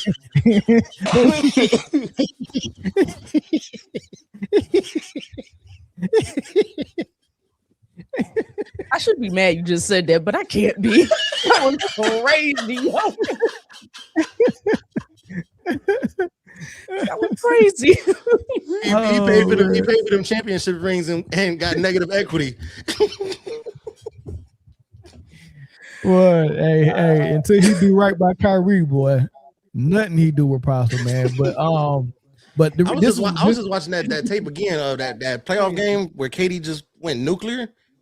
And you failed this franchise, man. You shall always fail in the eyes of me. Yeah. So this is why I like the Peyton Watson out of Denver, because they was trying to little boy him because they already overpaid for Christian Braun, right? That was dumb. They gave Christian Braun some stupid money, right? And then they realized, shoot, we not winning, and we paying Michael Porter Jr., we paying Jamal Murray, we paying Jokic, and we're paying Christian Braun. And Christian Braun was untradeable. They had to trade Michael Porter Jr. And everybody was like, oh, Michael Porter Jr. is trash, and he's only good because of Jokic. And they was 100% so geeked and glad that they traded for Cam Johnson, because they was like, oh, he shoot better than Michael Porter Jr. and he play better defense. This how it work. And they paid him some money, and now he's untradeable because they're not performing well. They're not performing like Michael Porter Jr. was. So Cam is untradeable. Christian Brown is untradeable. So what they was trying to do with Peyton Watson is not play him as much. Therefore they could get on a cheap deal. But everybody got hurt and they had to play Peyton Watson. And Peyton Watson went out there and balled out. And then they still came to him and tried to lowball him on a contract. And Peyton Watson is obviously the better player. You don't want to pay him, but you don't mind playing Christian Brown and Cam Johnson. You better trade a draft pick to get rid of them and keep Peyton Watson. So they didn't, and that's why I'm glad that he up out of there. I'm glad. But what does signing DeMar DeRozan do? Like, what are you gonna get out of that? They're trying to fill their roster with something. Listen, and this is why the question is on the lower third: who was the biggest winners of the offseason? Who's the biggest losers? Denver was the biggest loser, 100%. Nope, they're not. I'll refute that. Okay, who the biggest loser? Detroit. Charlotte Hornets. Okay, explain. Who, me or Jay? Both. Detroit didn't do shit. You lost pieces, ain't bring nothing back, and we still don't know what was going on with Jalen Duren's contract. For the result that we had this season and how we got bounced out to make no moves to get better, highly upsetting. They're the losers. They did nothing. You lost pieces and didn't get anybody back. You made no positive movement to correct the deficiencies you saw last season. That's automatic loser. That's a fail. Okay, now let me tell you what Charlotte did. You trade the only thing in the state selling tickets away from Charlotte. Oh no. The ownership in Charlotte selling Wolf tickets. They selling tickets. No, that's what I'm about to get to. You trade LaMelo away, and then this week figure out it's a good thing to leak the video of the war room when y'all decided to make that dumbass. I've seen it in real time. It's worse than not knowing what happened. I'm like, it's almost like the one with New York was talking about getting rid of Saquon. That's the same. I literally had the same feeling when I was watching this. I was like, dude, no one in here is like, and they asked me, they said, everybody's on board with this. Yeah. Well, let's go home and get some good night's sleep. We won't announce it till 10 in the morning. Man, no. Don't go home and don't sleep. Don't announce that dumb shit out. Listen, I like Nas Reed. They got Nas Reed and a 2033 first round pick. Nigga, the world gonna be over by then. That shit, the 2033 picks don't even count. We going into the 2026 season, 2027. The 2033 don't even count. How's that gonna build a winner now? Wait, you think the Antichrist gonna come before then? Listen, something gonna happen. Listen, the nigga they traded for ain't even in middle school right now. You traded LaMelo Ball for Nas Reed and an elementary schooler. It is what you just did. What the fuck is going on? No, y'all laughing, man. Come on, man. Hey, you know what? I think they saw what the Panthers did and was like, y'all got it. It was just hold my beer. Hold my beer. The Panthers want to see real? Hey, give me a 2040 first round pick. Nigga, you won't have this job in 2023. For LaMelo Ball, who got 10 more years left on. GM will be fired before that draft pick come to fruition. Yeah, he black too, so you know he's gonna be about. If this don't work, he about to do quick, just like that's what he kept saying in the video. Did you see the video, Mel? Yeah, I sent it to you. Yeah, so Buddy kept saying, "Hey, if this don't work, it's on me. Someone has to make the tough call. I made it." No, never say that, stupid. Not only are you gonna get fired, that's on wax now. Another job in the NBA. That's on wax now. He got that Nico Harris target on his back now. Man, boy, this better work. No, I was watching that like this is the dumbest shit I've seen all day. All day. But never fear, they got Dennis Schroeder now. Dennis the Menace. Dude. Yeah, okay. How many Hornets jerseys is he gonna sell with his name on it? No, Chris, listen. You coming out there to war with Kobe White, Cam Knipple, Dennis Schroeder, and Nas Reed. Listen, who the hell are you scaring? If I see that game on the schedule, I can't wait for it. Not only really good basketball. Not only who are you scaring, how are you going to prevent these tickets from being 2 for $16? How are you going to stop that? Based off what they got to give away. They got to give away. Hey, if somebody hit 2 consecutive free throws anywhere in the game, you get a free 4-piece from Bojangles.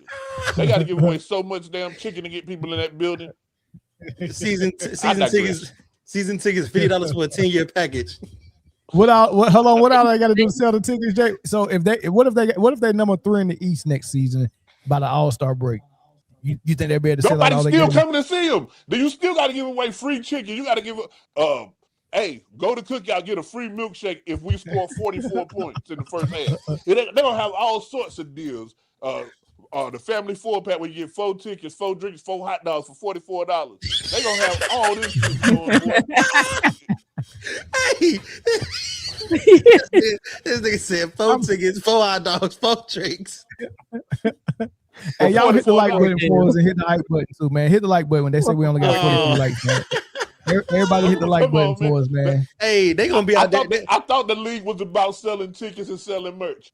Who the fuck want nipple on their back? Like, and I'm a Duke guy. You can't even spell Knipple. What's the second letter in Knipple?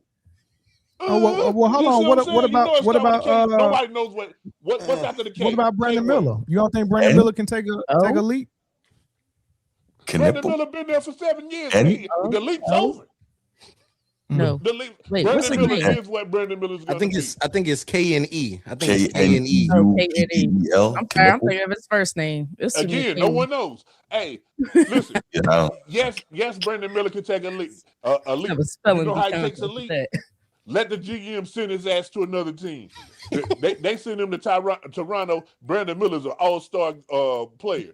They send him anywhere. But they're gonna, you know what they're gonna trade him for? What? A 2055. No, they traded that nigga for somebody to eat the ovaries. That's what they came out and said. They said they was planning for the long term. Well, whoever said that ain't gonna be in the long term. The team ain't gonna be in Charlotte, dude. Duke That's what they said in the video, bro. Shut off like the. Why they traded LaMelo?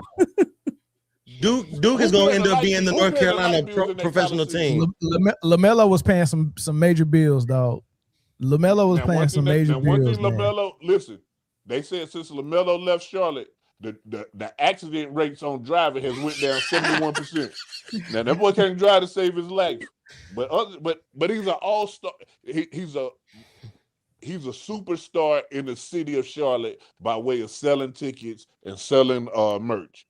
Now I don't know if his talent on the court has reached superstar level, but kids like 16 and under, him and Paul George are their favorite players in the league. Wild work. Yeah.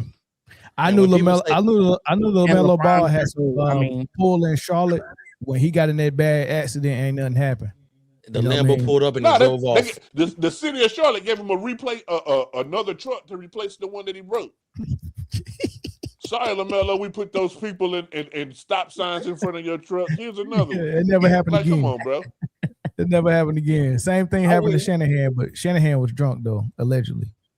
I wouldn't be surprised if in the middle of one of the games for the Hornets, the lights in the arena cut off because they can't afford to pay the bills no more. Oh, dude, they do the announcements live from this studio. They gave me $25 to announce them. Knipple. All right, who won in the offseason? Who won in the offseason?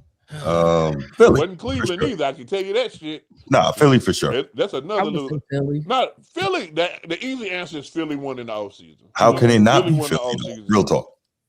They got LeBron. I'm gonna say Miami. I'm gonna say the Lakers. Okay. Well, let me throw down the Miami perspective first, and then you tell me about the Lakers. But first of all, out of all the players that got landed to a new team, Giannis was the best. Mm-hmm. He's better than Brown. He's better than LeBron. Mm-hmm. Sure, Philly got both of those guys, but you get Giannis. He's healthy. He's motivated. He's in Miami with Spo and Pat Riley, and Bam. Kobe's 81. Then you add the shooter in Klay, and we forgetting they signed Tim Hardaway Jr. as well. That's another shooter. So not Tim Hardaway Jr. Stop. Stop. I bet you Denver wish they had him right now. So you got a shooter in Klay, a younger shooter, and Tim Hardaway Jr., who's not just a shooter, he's also a scorer. He can score off the bounce. And then you still got Wiggins, I think. So that's more defense. You got Bobby Portis, that's a stretch 4, stretch 5. He can shoot it. Davion Mitchell. I like what they're doing. I think defense is back in Miami. I think Giannis is super motivated. They're in the East. It's really only 3 teams that's in the East that I'm scared of, and it's Philly and New York. Miami's right there. Well, they're gonna waste the roster spots on Thanasis, so we know that. And damn, none of them names that you said strike fear is bringing the milkshake to the yard. Like none of them is doing none of that, bro. Well, you said Thanasis. Giannis is bringing you bring the boys. No. Outside of Giannis and Bam. Outside of Giannis and Bam. Like, okay. So nobody's sitting here. Klay Thompson. Ooh, no, nobody is doing that. Well, leave him open then, Chris. Well, because you know he scored 37 on 11 dribbles. No, it was 60 on 11 dribbles, and it was 37. Okay, well, Chris, this is what I want you to do. But hold on, I want Klay and Tim Hardaway on both sides of the arc, on opposite sides. Right. And I want you to leave them wide open to stop Giannis from driving from the top of the key. I want you to commit and stop him from driving, and just let Klay get a catch and shoot. Okay, and guess what? And then once you get the ball out the net, just run and gun. Play Mike D'Antoni offense. Don't worry about what they do. 7 seconds left. Play Mike D'Antoni offense. Sub Klay right out like it's hockey. You'll be fine. As soon as he hit that 3, I want the sub right there, and I want them to come out in the middle of the play. Sub him like it's hockey. New rules. Could you imagine they did live substitutions? Hockey rules. And if they did that, Caitlin Clark would never come on the other side of the court, boy. She would get subbed out after every shot. She do her best Steph Curry impression and turn around before the ball hit the net because she already had it to the bench. Oh man! I'm gonna say LA, man, because for one, the biggest thing, you deleted the cancer that was LeBron James from your organization, right? I think that's an automatic win for sure. However, as soon as LeBron said, "Yeah, I'm gonna play basketball somewhere else," the Lakers started spending money like it was going out of style. They got a whole. Now, I'm not gonna say that they're gonna be competitive immediately this year, but with Luka and AR as your 1 and your 2, and then the whatever they did else to fill out the roster spots, man, it looks a little pasty, but it could work. What they did was brighten up the room, and while brightening up the room, they turned athleticism way down. You know what I'm saying? So no, ain't nobody on that team jump over a phone, but they probably can shoot the goddamn lights out. Well, it might change. I heard Jonathan Kuminga, and Mel, I'm gonna come to you for this one. Is a possibility in LA. What do you thought? Because I know you're a JK guy. That'd be the worst place for him to go, honestly. I wouldn't want to see him there. He need to take his ass up to Detroit. Because this is what I want you to think about. What you would have to be. There's only a couple of roles beside Luka. Yeah. And Austin Reeves got the best role, which is the secondary scorer, which is what Kyrie was, which is what Brunson was, which is what Porzingis was. The secondary scorer, you go get up 15 to 20 shots, you go average 20 to 23 points. That's your role, right? But everybody else, you're either standing in the corner for a 3, or you just a slasher like what's my man, the helicopter, the left-handed dude to play with Dallas. Jump out the gym. Derrick Jones Jr. That's going to be Kuminga's role. Hey, man, you can get some dunks, catch some lobs, catch some stuff on the ground, play some defense, and you got to hit an open 3. That's all he go get. Derrick, you ain't never see Derrick Jones get the ball and create for himself. You ain't never see him post up. You're just not going to be. That's the same thing Watson was doing in Jokic offense. So right. I don't recommend anyone go play alongside Luka if they are that caliber of player, because your role is going to be jacked. So I hope the Lakers don't stop. What do you think Kuminga might go? Because I'm hearing a lot about LA. I'm hearing a lot about Timberwolves. Where do you think he might go? If Or Trenton would- Langdon would ever get his head Where out of would his you fucking want ass, him to bro. go? Say it I again, would want Chris? him to go to.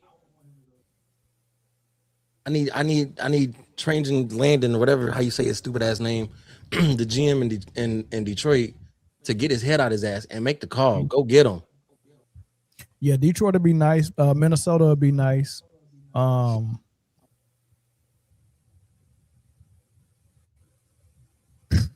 Houston would be nice. I don't know about Houston. I would love him in Houston. Well, I mean, if Fred VanVleet is back, then they got Marcus Smart.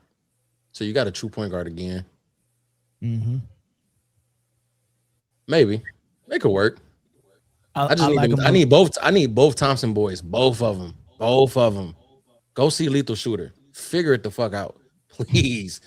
They went and got bigger. They went and lift weights. Them boys got bigger. They look like Ron Artest now. I felt like when Ben Simmons hit his first three, when Asar hit his, I was like, yes. And then he missed like 17 more. I was like, that's just bad. Like if you are being able to get left open, like come on, man. So go get in the gym, man. Put some shots up. Figure it out. Bruce, what you got for winners losers? I mean, obviously the easy one is, as you said, the easy one is Philly. As the winner, I should say. That's, I don't think you can get more obvious than that. Losers, Boston, I think, is a big loser. Probably You said Washington? You said Washington? Boston. Yeah. And I agree. There's probably some bias there. I did not think that was a good move to get rid of Jaylen Brown. And side note, it's really funny how they are bouncing back and forth on who is responsible for that. I don't know if you heard Boston's owner come out the other day and saying like he had to be convinced by the front office to do that trade. But the front office, when Brad Stevens was talking, he was talking like it came from ownership. So I'm like, man, these dudes out. Who you believe? That don't sound good though. I don't even care, man. I'm disgusted. I think it was ownership though. Ownership did not want to pay two guys that kind of money. Y'all just got new ownership, right? Y'all just got some right after they won the chip. Mm-hmm. And knowing that Jaylen Brown was about to freaking be in line for another extension, they was like, nah, we're not doing that. Bruce, could it have been that the ownership said figure out a way to get us from under this contract, and then when the owner said that he had to be convinced was because maybe the return that they was getting wasn't what he thought they should got, so they had to convince him it was good. So maybe it's both. Maybe the ownership said, "Hey man, figure this out," and then when they brought it to him, he was like, explain to me why we doing that one though." Yeah, I can see that. that. That's what it was. Yeah, I definitely can see that. That makes sense. Yeah. Quick question, Bruce: is Brad Stevens the GM or president of basketball operations? I think he's the president. So who's the GM? I don't know who the GM. And who's really calling the shots then? Brad Stevens calls the shots. Brad Stevens calls the shots. Yeah, he's the guy. Yeah, because he took over for Danny Ainge. I think he's the president. Right. Okay. He might do some of the GM stuff, but I don't think he actually is the GM by title. He makes the calls though. You ever got a job and you failed at it, and it was like, you know what, we're gonna promote you to the person who hires the guy to do this job. No. I mean, that's what Brad Stevens did. He was the head coach, and that was like, yeah, you're not doing you he failing didn't right fail though. Like he went to the conference finals. I was about to say, didn't he made a trip, didn't he? Not to the finals. He went to the conference finals with them. Was it Ime that took him to the finals against the Warriors? Took him to the first finals. But remember when Brad Stevens took him to the conference finals, that team was young, really young. Yeah. He's seen instant success, and then he underachieved for a couple of years. That's why they made the move. That's why they made the move. But they was like, yeah, we not just go fire you. We go promote you. Come on up to the upper room. Well, he made better moves once he went to the office. Yeah, he's really good up there. He showed his I don't worth. think nobody want to go to the upper room. No, but we ain't trying to go. Not yet. By the grace of God, please, not yet. Give me time. Jay says it's gonna happen before 2033 though. Before that pick can be cashed in though. Oh yeah, wow, it might. that kid first day of school is next week. He will be entering the 5th grade for that pick, man. All right, let's go to our last topic, and it is WNBA, and it is time to talk about the MVP because it's heating up, and I think it's time for us to spend about 20 minutes trying to figure out what the hell is the criteria, so we can figure out if Caitlin Clark is really a true candidate or is her fan base just pumping her up because she gave them a little bit to go fight for. But I don't think she's value. When it comes to true candidacy, Caitlin Clark and Donald Trump are one and the same. Okay. Should have no business being in that office or winning that award, but the fan base will allow it to happen. Okay. So I did a little bit of research earlier when Mel gave me this topic, right? And so I was thinking about it. And one, we know they're never, ever going to tell us what the criteria is because they want people to be debating over this thing. They want it to be a talking point. Wow. Okay, Taco Master. That's good. That's good. I had to put that up there. No, that's good. I like that. That's a great criteria. Though. Well, that's a great criteria. That does meet the criteria. That's number one. Wow. That tells it right there. Yeah. No, I did some research because Mel, did I send you the Linda Cohn video earlier? I think you did. I couldn't watch. She's been discussing me for the last couple of years. I mean, I'm disgusted by the stuff she say, dog. So she's arguing that Caitlin Clark should be, high in the MVP debate. And I've been with you, Mel, lately on, Asia, Olivia Miles, Chelsea Mitchell. I'm very good right there. But I really started thinking about it. So I did some research and I looked it up and I said over the last 20 years in both the NBA and the WNBA, what average percentage of their team's offense have the MVPs contributed, right? Because, I mean, we know offense is defense is not that important anymore. That's why they have a decoy, right? So be it. So anyway, I looked it up, and over that time span in the NBA, it's about 47%. In the WNBA, it's about 43%. Now, I get it. Caitlin doesn't really defend very well. She is giving more effort this year, so that helps a little bit. She's not very good at it, but okay, cool. So anyway, I was looking at this, and Caitlin Clark actually this year is just sitting at about 42% of her team's offense, obviously because of the scoring, which is at a career high, and the assists, which I think also leads the league. Now, the turnovers, there's no excuse in that. That's abysmal. But when you look at 42% of offense created for the highest scoring team in the league, I think that's kind of where people are getting that argument from. However, and you'll like this, Mel, to the opposite side, we saw Indiana with no drop-off whatsoever. In fact, they got better when Caitlin Clark didn't play. And to your point, Chelsea Mitchell has been on an absolute heater. What she have, 37 last night? 37. Yeah, she is on 50% shooting. Right. She's not just, jacking up shots. She's killing, averaging just under 25 a game. So, listen, I wouldn't be mad at all if, Kelsey Mitchell comes in, maybe second in the voting or whatever. But when you look at, in fairness, what Caitlin Clark is contributing to her team, I can see where some people would say there's an argument for her in the MVP race. Should she win it? Absolutely not. But I can see where the argument would be in terms of the historical precedent of what MVPs contribute to their team and what she's contributing to hers. That's what I would say. So, and here's the issue with that, because there's sometimes you can look at situations like that, like you did historically, and if you can see people that won the MVP previously and what they did, and then compare it to somebody now and be like, well, shoot, they're doing similar things than what this MVP candidate did. But what we don't see is who the other candidates were, right? Because we don't know if there were candidates, that was more deserving then. But we do know that now there are candidates more deserving. So that 40% of the scoring punch is way less significant when you look at the other candidates. That's number one. Number two, it's not like the team needs her to do that. This is almost saying, Like they like you said, when she's out of the lineup, they have an offense that they run that actually does better without Caitlin. They win games, they play better defense, they turn the ball over less, right? So if she wasn't turning the ball over at such a high rate, and if her defense wasn't so suspect, they wouldn't need to be the number one scoring team in the league. They got to put up so much points and play so fast because they're trying to outscore you. Yeah. So basically, what it is, you drop Caitlin Clark in an offense, and it sets you back, and then you have to overcompensate in other areas to get back to square one. Which, if you just don't have Caitlin, hey, you still win. You still play well. You still score points. Nope. Just less turnovers, less defense. I'm not arguing with you, Mel. I'm just saying what I presented was why I think some people are making the argument. Yeah, but they can. But listen, have you ever seen in any sport?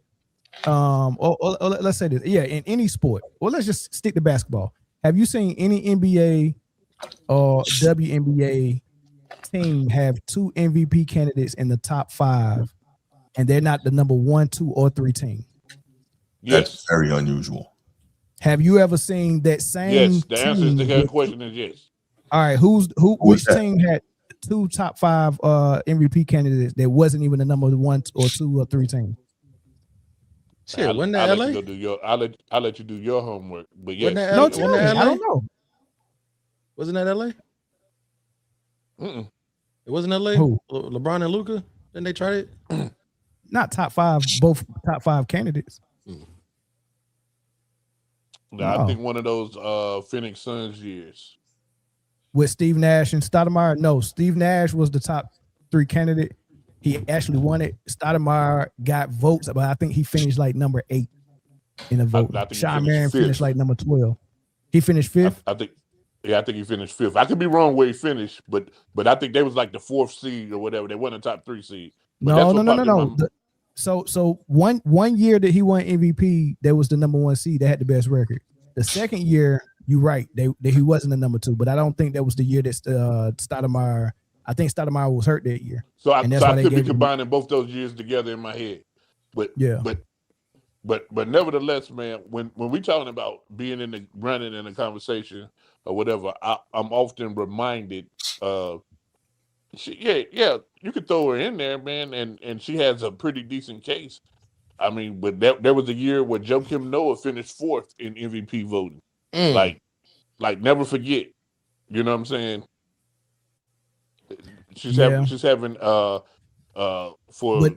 what they want her to be, she's having a phenomenal. I don't want to use that word because that's overshooting it. She's having a pretty good year, based off of numbers and team success. So you got to put her in there. And again, it's also fair to say that Kelsey Mitchell is ahead of her. That's fair to say too. Right, but this is what I'm saying. Like, how can you have a case when the MVP candidate on your team has a better case? Like, how are they both in the top 5? No, so they both have a case. But again, when we look at the whole picture, it's really right now a 2-horse race. It really is a 2-horse race. Mm-hmm. It is. And I think Kelsey got a snowball's chance though. But if you took Caitlin Clark and put her on, I don't know, Atlanta Dream, and she had the same numbers, then you would argue that she had a case now. And Atlanta's they're doing pretty decent, whatever. I'm just saying that the fact that she's on the team with a player who's performing at a slightly higher level shouldn't take away from her case. You know what I'm saying? Yeah, it should. If she was on a different team, she would still be, huh? So listen to this, because I think what people do is take a number that someone is doing good at and then just factor that in, but you're not factoring in the success that it's creating. They have the same record as the Atlanta Dream, and Atlanta Dream has 0 MVP candidates on it. But they also have the same record. If you have 2 top 5 MVP candidates, you have 2 top 5 MVP candidates. The Atlanta Dream has 0, and y'all got the same record. That math don't math. No, I mean because maybe one team is playing a better brand of team ball and any night and shoot. Shout out to Reese. Okay, so now we're getting somewhere. Phenomenal. Yeah, now we're getting somewhere. So now we get to now we get Bruce. Now we get into that 40% offensive production for her, and we're saying, is that the best offense? Are they running that offense just for her numbers, or is this the best offense they can run? Because the best offense they can run. No is one's when she's asking not that in the question, game. Mel, because we got the answer. We know the answer. We know the answer. We know no one's answering that. No one's asking that question. We know the answer. But so now the question that must be asked is, since they're choosing to run this offense, how is she performing in this offense? And so, yeah, we know that there's an alternate offense that they can And run. how's the team performing as well? Yeah. The team is that. Listen, they're in the top half of. They're number 4. They was just 3 last night. That was number 3 last night. There was 3 for 20 hours. Yeah. And so guess what? They about to be number 5 next week. What? Because the Atlanta Dream is surging. Fever go lose another game, so they about to be number 5. We got 2 top 5. We got 2 top 5 MVP candidates on the team that's about to be the 5th seed. Well, here's the thing. We have to. This is going to come down to the wire. We have to address these things every week. But as we sit right now, yeah, she's comfortably at 4. Is there another player around the league that you would put in the case before her right now? Yeah, Kelsey Mitchell, her teammate. She's already at 3. Kelsey Mitchell's already ahead of her, though. Somebody else ahead of Caitlin Clark. Not according to these people that's talking. Like, I'm not talking about according to them. According to you, who would you have 4 if not Street Sister? I wouldn't have a 4 because I don't think nobody else is playing at the MVP level. But if I had to force myself to somebody pick has to finish in the if somebody. My vote will probably go to Paige Beckers, or my vote will probably go at number 5. I mean at number 4, and then at number 5, I think Caitlin can be in the discussion for number 5. And again, I can't get mad at that because I would have Paige at 5 right now. So you know the names are the same. If you say who's the 5 best women playing basketball right now in an MVP level, those names are the same. But we know that, like, barring injuries and things like that, that list would look really different. Who got something different?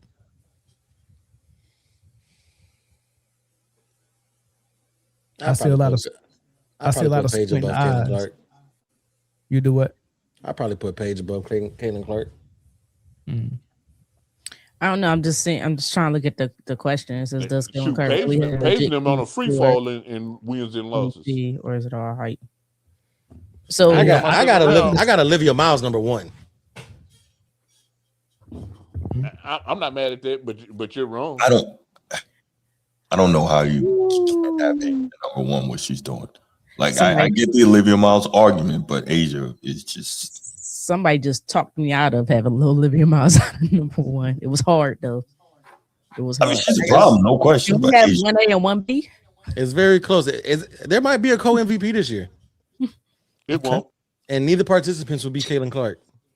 Well, that's not the issue though. I think for me the issue is if I break it down to its simplest form, right? MVP is most valuable player. You can't have 2 people on the same team vying for most valuable player. One has to be more valuable than the other. For me, Kelsey Mitchell is more valuable to the Fever than Caitlin Clark is. Play wise, yeah. And guess what? To their owner, that's absolutely fucking false. Well, that's what I said. Play wise. I cleared it up. Play wise. Yeah, on the court. Money wise, no. If Caitlin that old Clayton's getting that register ringing for turnovers, that's really the thing that's killing her. Yeah, you can't lead the league in turnovers by far. And listen, I want you to think about this. This girl missed 4 games, 4 whole games, 4 whole 40-minute games she missed.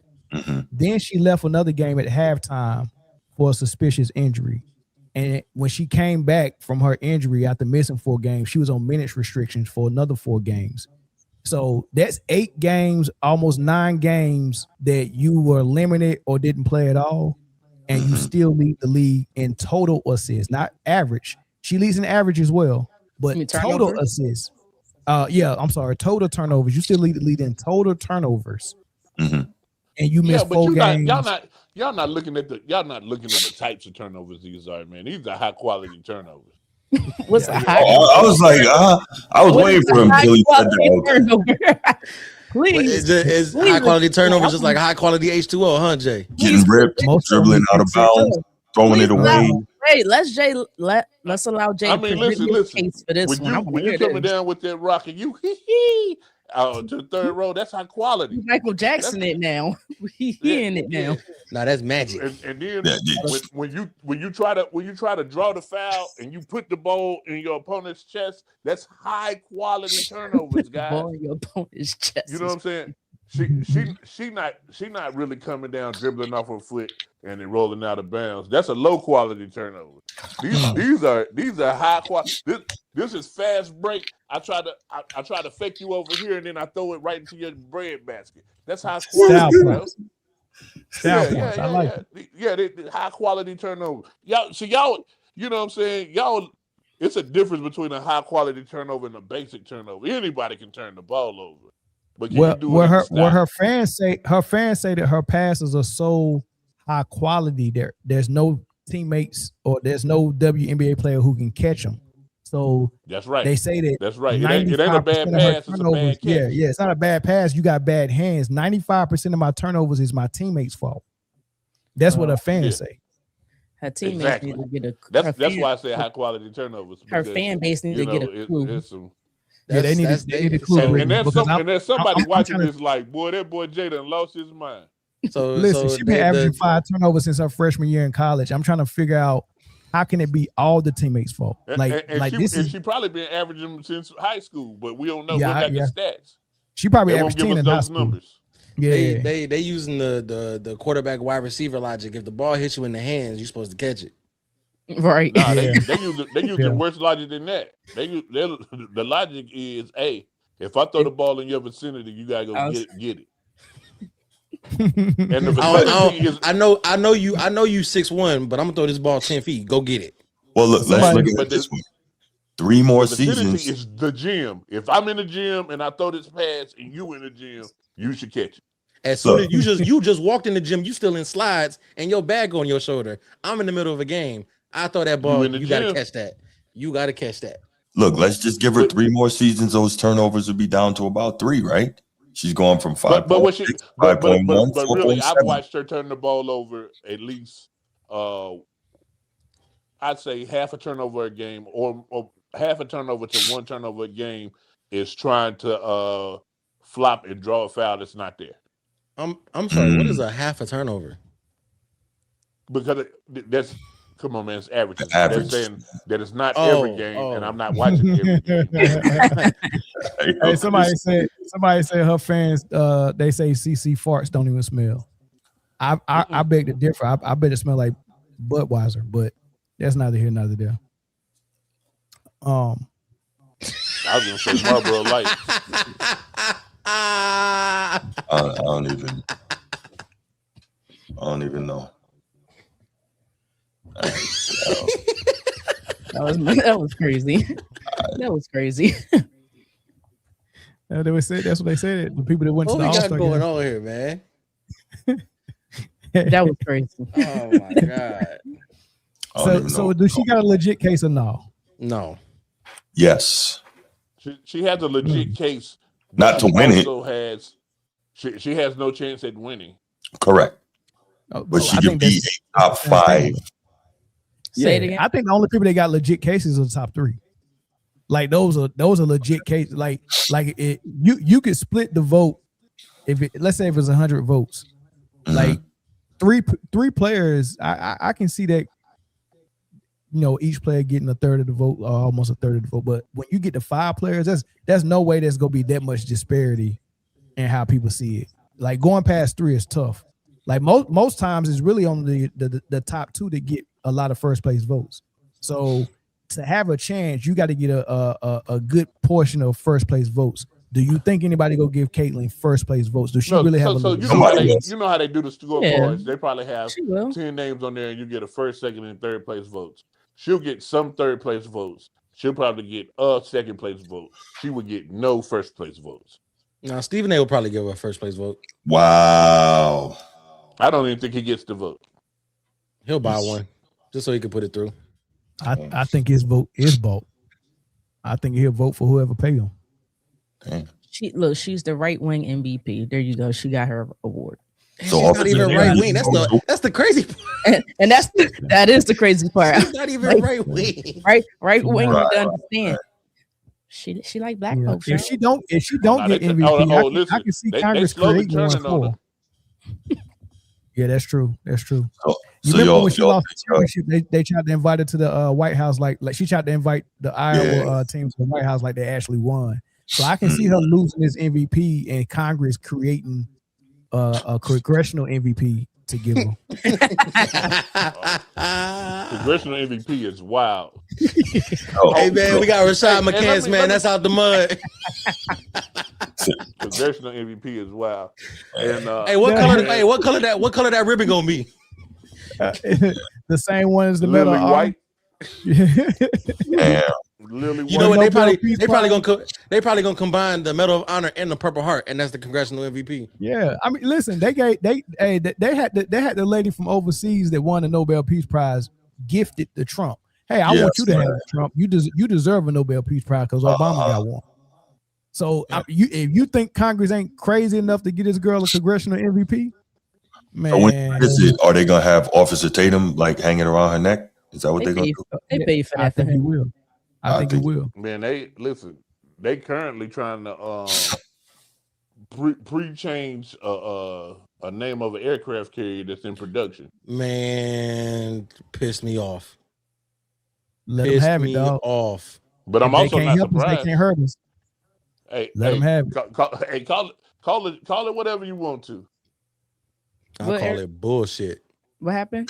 They trying to name it after POTUS? I'll tell you offline. Yeah. Oh, okay. Damn. I mean, but and who the thing that's upsetting is who they're taking it from. Oh, okay. Yeah, but if you look at most of the CVNs, most of them are named after former presidents, and some of them are not. Yeah. Who the hell was Charles Vincent? Carl Vincent. Carl Vincent. Charles Vincent over there. Carl. Well, they call it the Chucky V, and so Chucky is short for Charles. So that's. Mm-hmm. But yeah, Carl Vincent wasn't no president. Maybe he was neither was Chester Nimitz.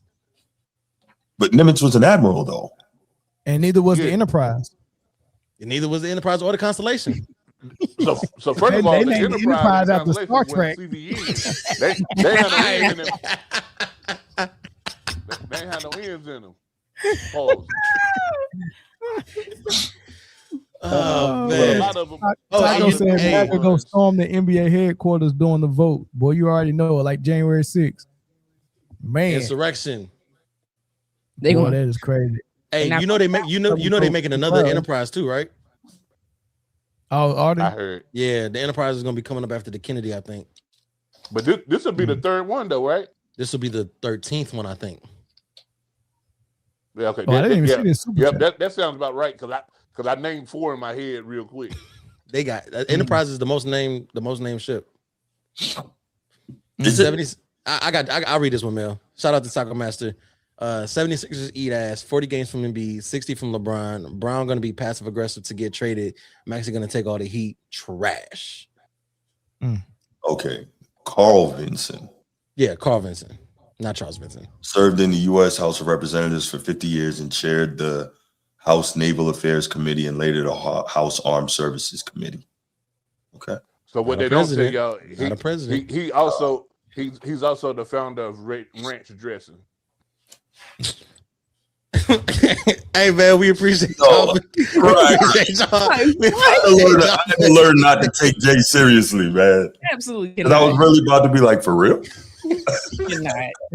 And you know what pissed me off? it's not the fact that I was like, man, he bullshitting. It's the fact that my mind went straight to no, that's Newman's Ranch. No, it's Hidden Valley, man. Hidden Valley Fountain Ranch. Hidden Valley. Oh boy. Oh my God. Easy day. Oh, man. All right, y'all. Let's get up out of here, man. Appreciate y'all. It was a good show. Catch y'all next Friday. Man, I got to get my solo show popping off again next week. Hey, Mel, this week coming up, Mel giving y'all 2 solo shows. You know what? Put it in the atmosphere. And because Mel's like, who told you that? Drop it down. Carl Vincent told me. Carl Vincent told that. Did y'all hear the story on how my grandfather invented hush puppies? The snack. Y'all didn't hear that one? Well, all right. My great granddad, when they used to go out hunting, they used to take the bloodhounds with them. You know, that was the dog of preference back then. But just take the bloodhounds with them, and then like sometimes they had puppies that was going on their first hunt, and they was a little overzealous. And you know, once they get in the campfire, you know, ready to tent and go to bed and all that stuff, man, they'll put a pot of beans over an open fire, and then make a pot of cornbread, right? And the wind was blowing one night, so nice, and it was blowing the aroma of the cornbread over to the puppies, the dogs, the bloodhounds that was over there, and they was just howling, just going crazy. And my granddad got up and because he needed some sleep for the hunt in the morning, and he grabbed the residue of the cornbread from the edges of the pot, balled it into a ball, and he threw it at the dogs and said, "Hush, puppies." And that was how it was created. I can't stop laughing, bro. Like, Not only do I know the real story of hush puppies, it's how outlandish this fucking story was. The fact that he told it with a straight face, you a dangerous man. I am the heir of hush puppies. I'm the heir of that. We get a stipend every month for hush puppies. Every restaurant that serve hush puppies, we get. I'm the heir of hush puppies. The fact that you told that story with a straight face, I'm scared of you. You a dangerous, dangerous man. And the fact that hush puppies are fried, just yeah. What you talking about? But they wasn't fried when it was made back then, though. Oh, okay, all right. Yeah. Yeah, you think the first pancakes came out of a pan? I mean, that's kind of how they got the name, Jay. Let Mel tell it. But what's the case? And that's how hush puppies got their name. They needed them puppies to be quiet, man. Oh my goodness. That was attracting the wolves. Let me guess. You get a stipend for every wall that's built too, huh? No, there's hush puppies. I'm the heir of hush puppies.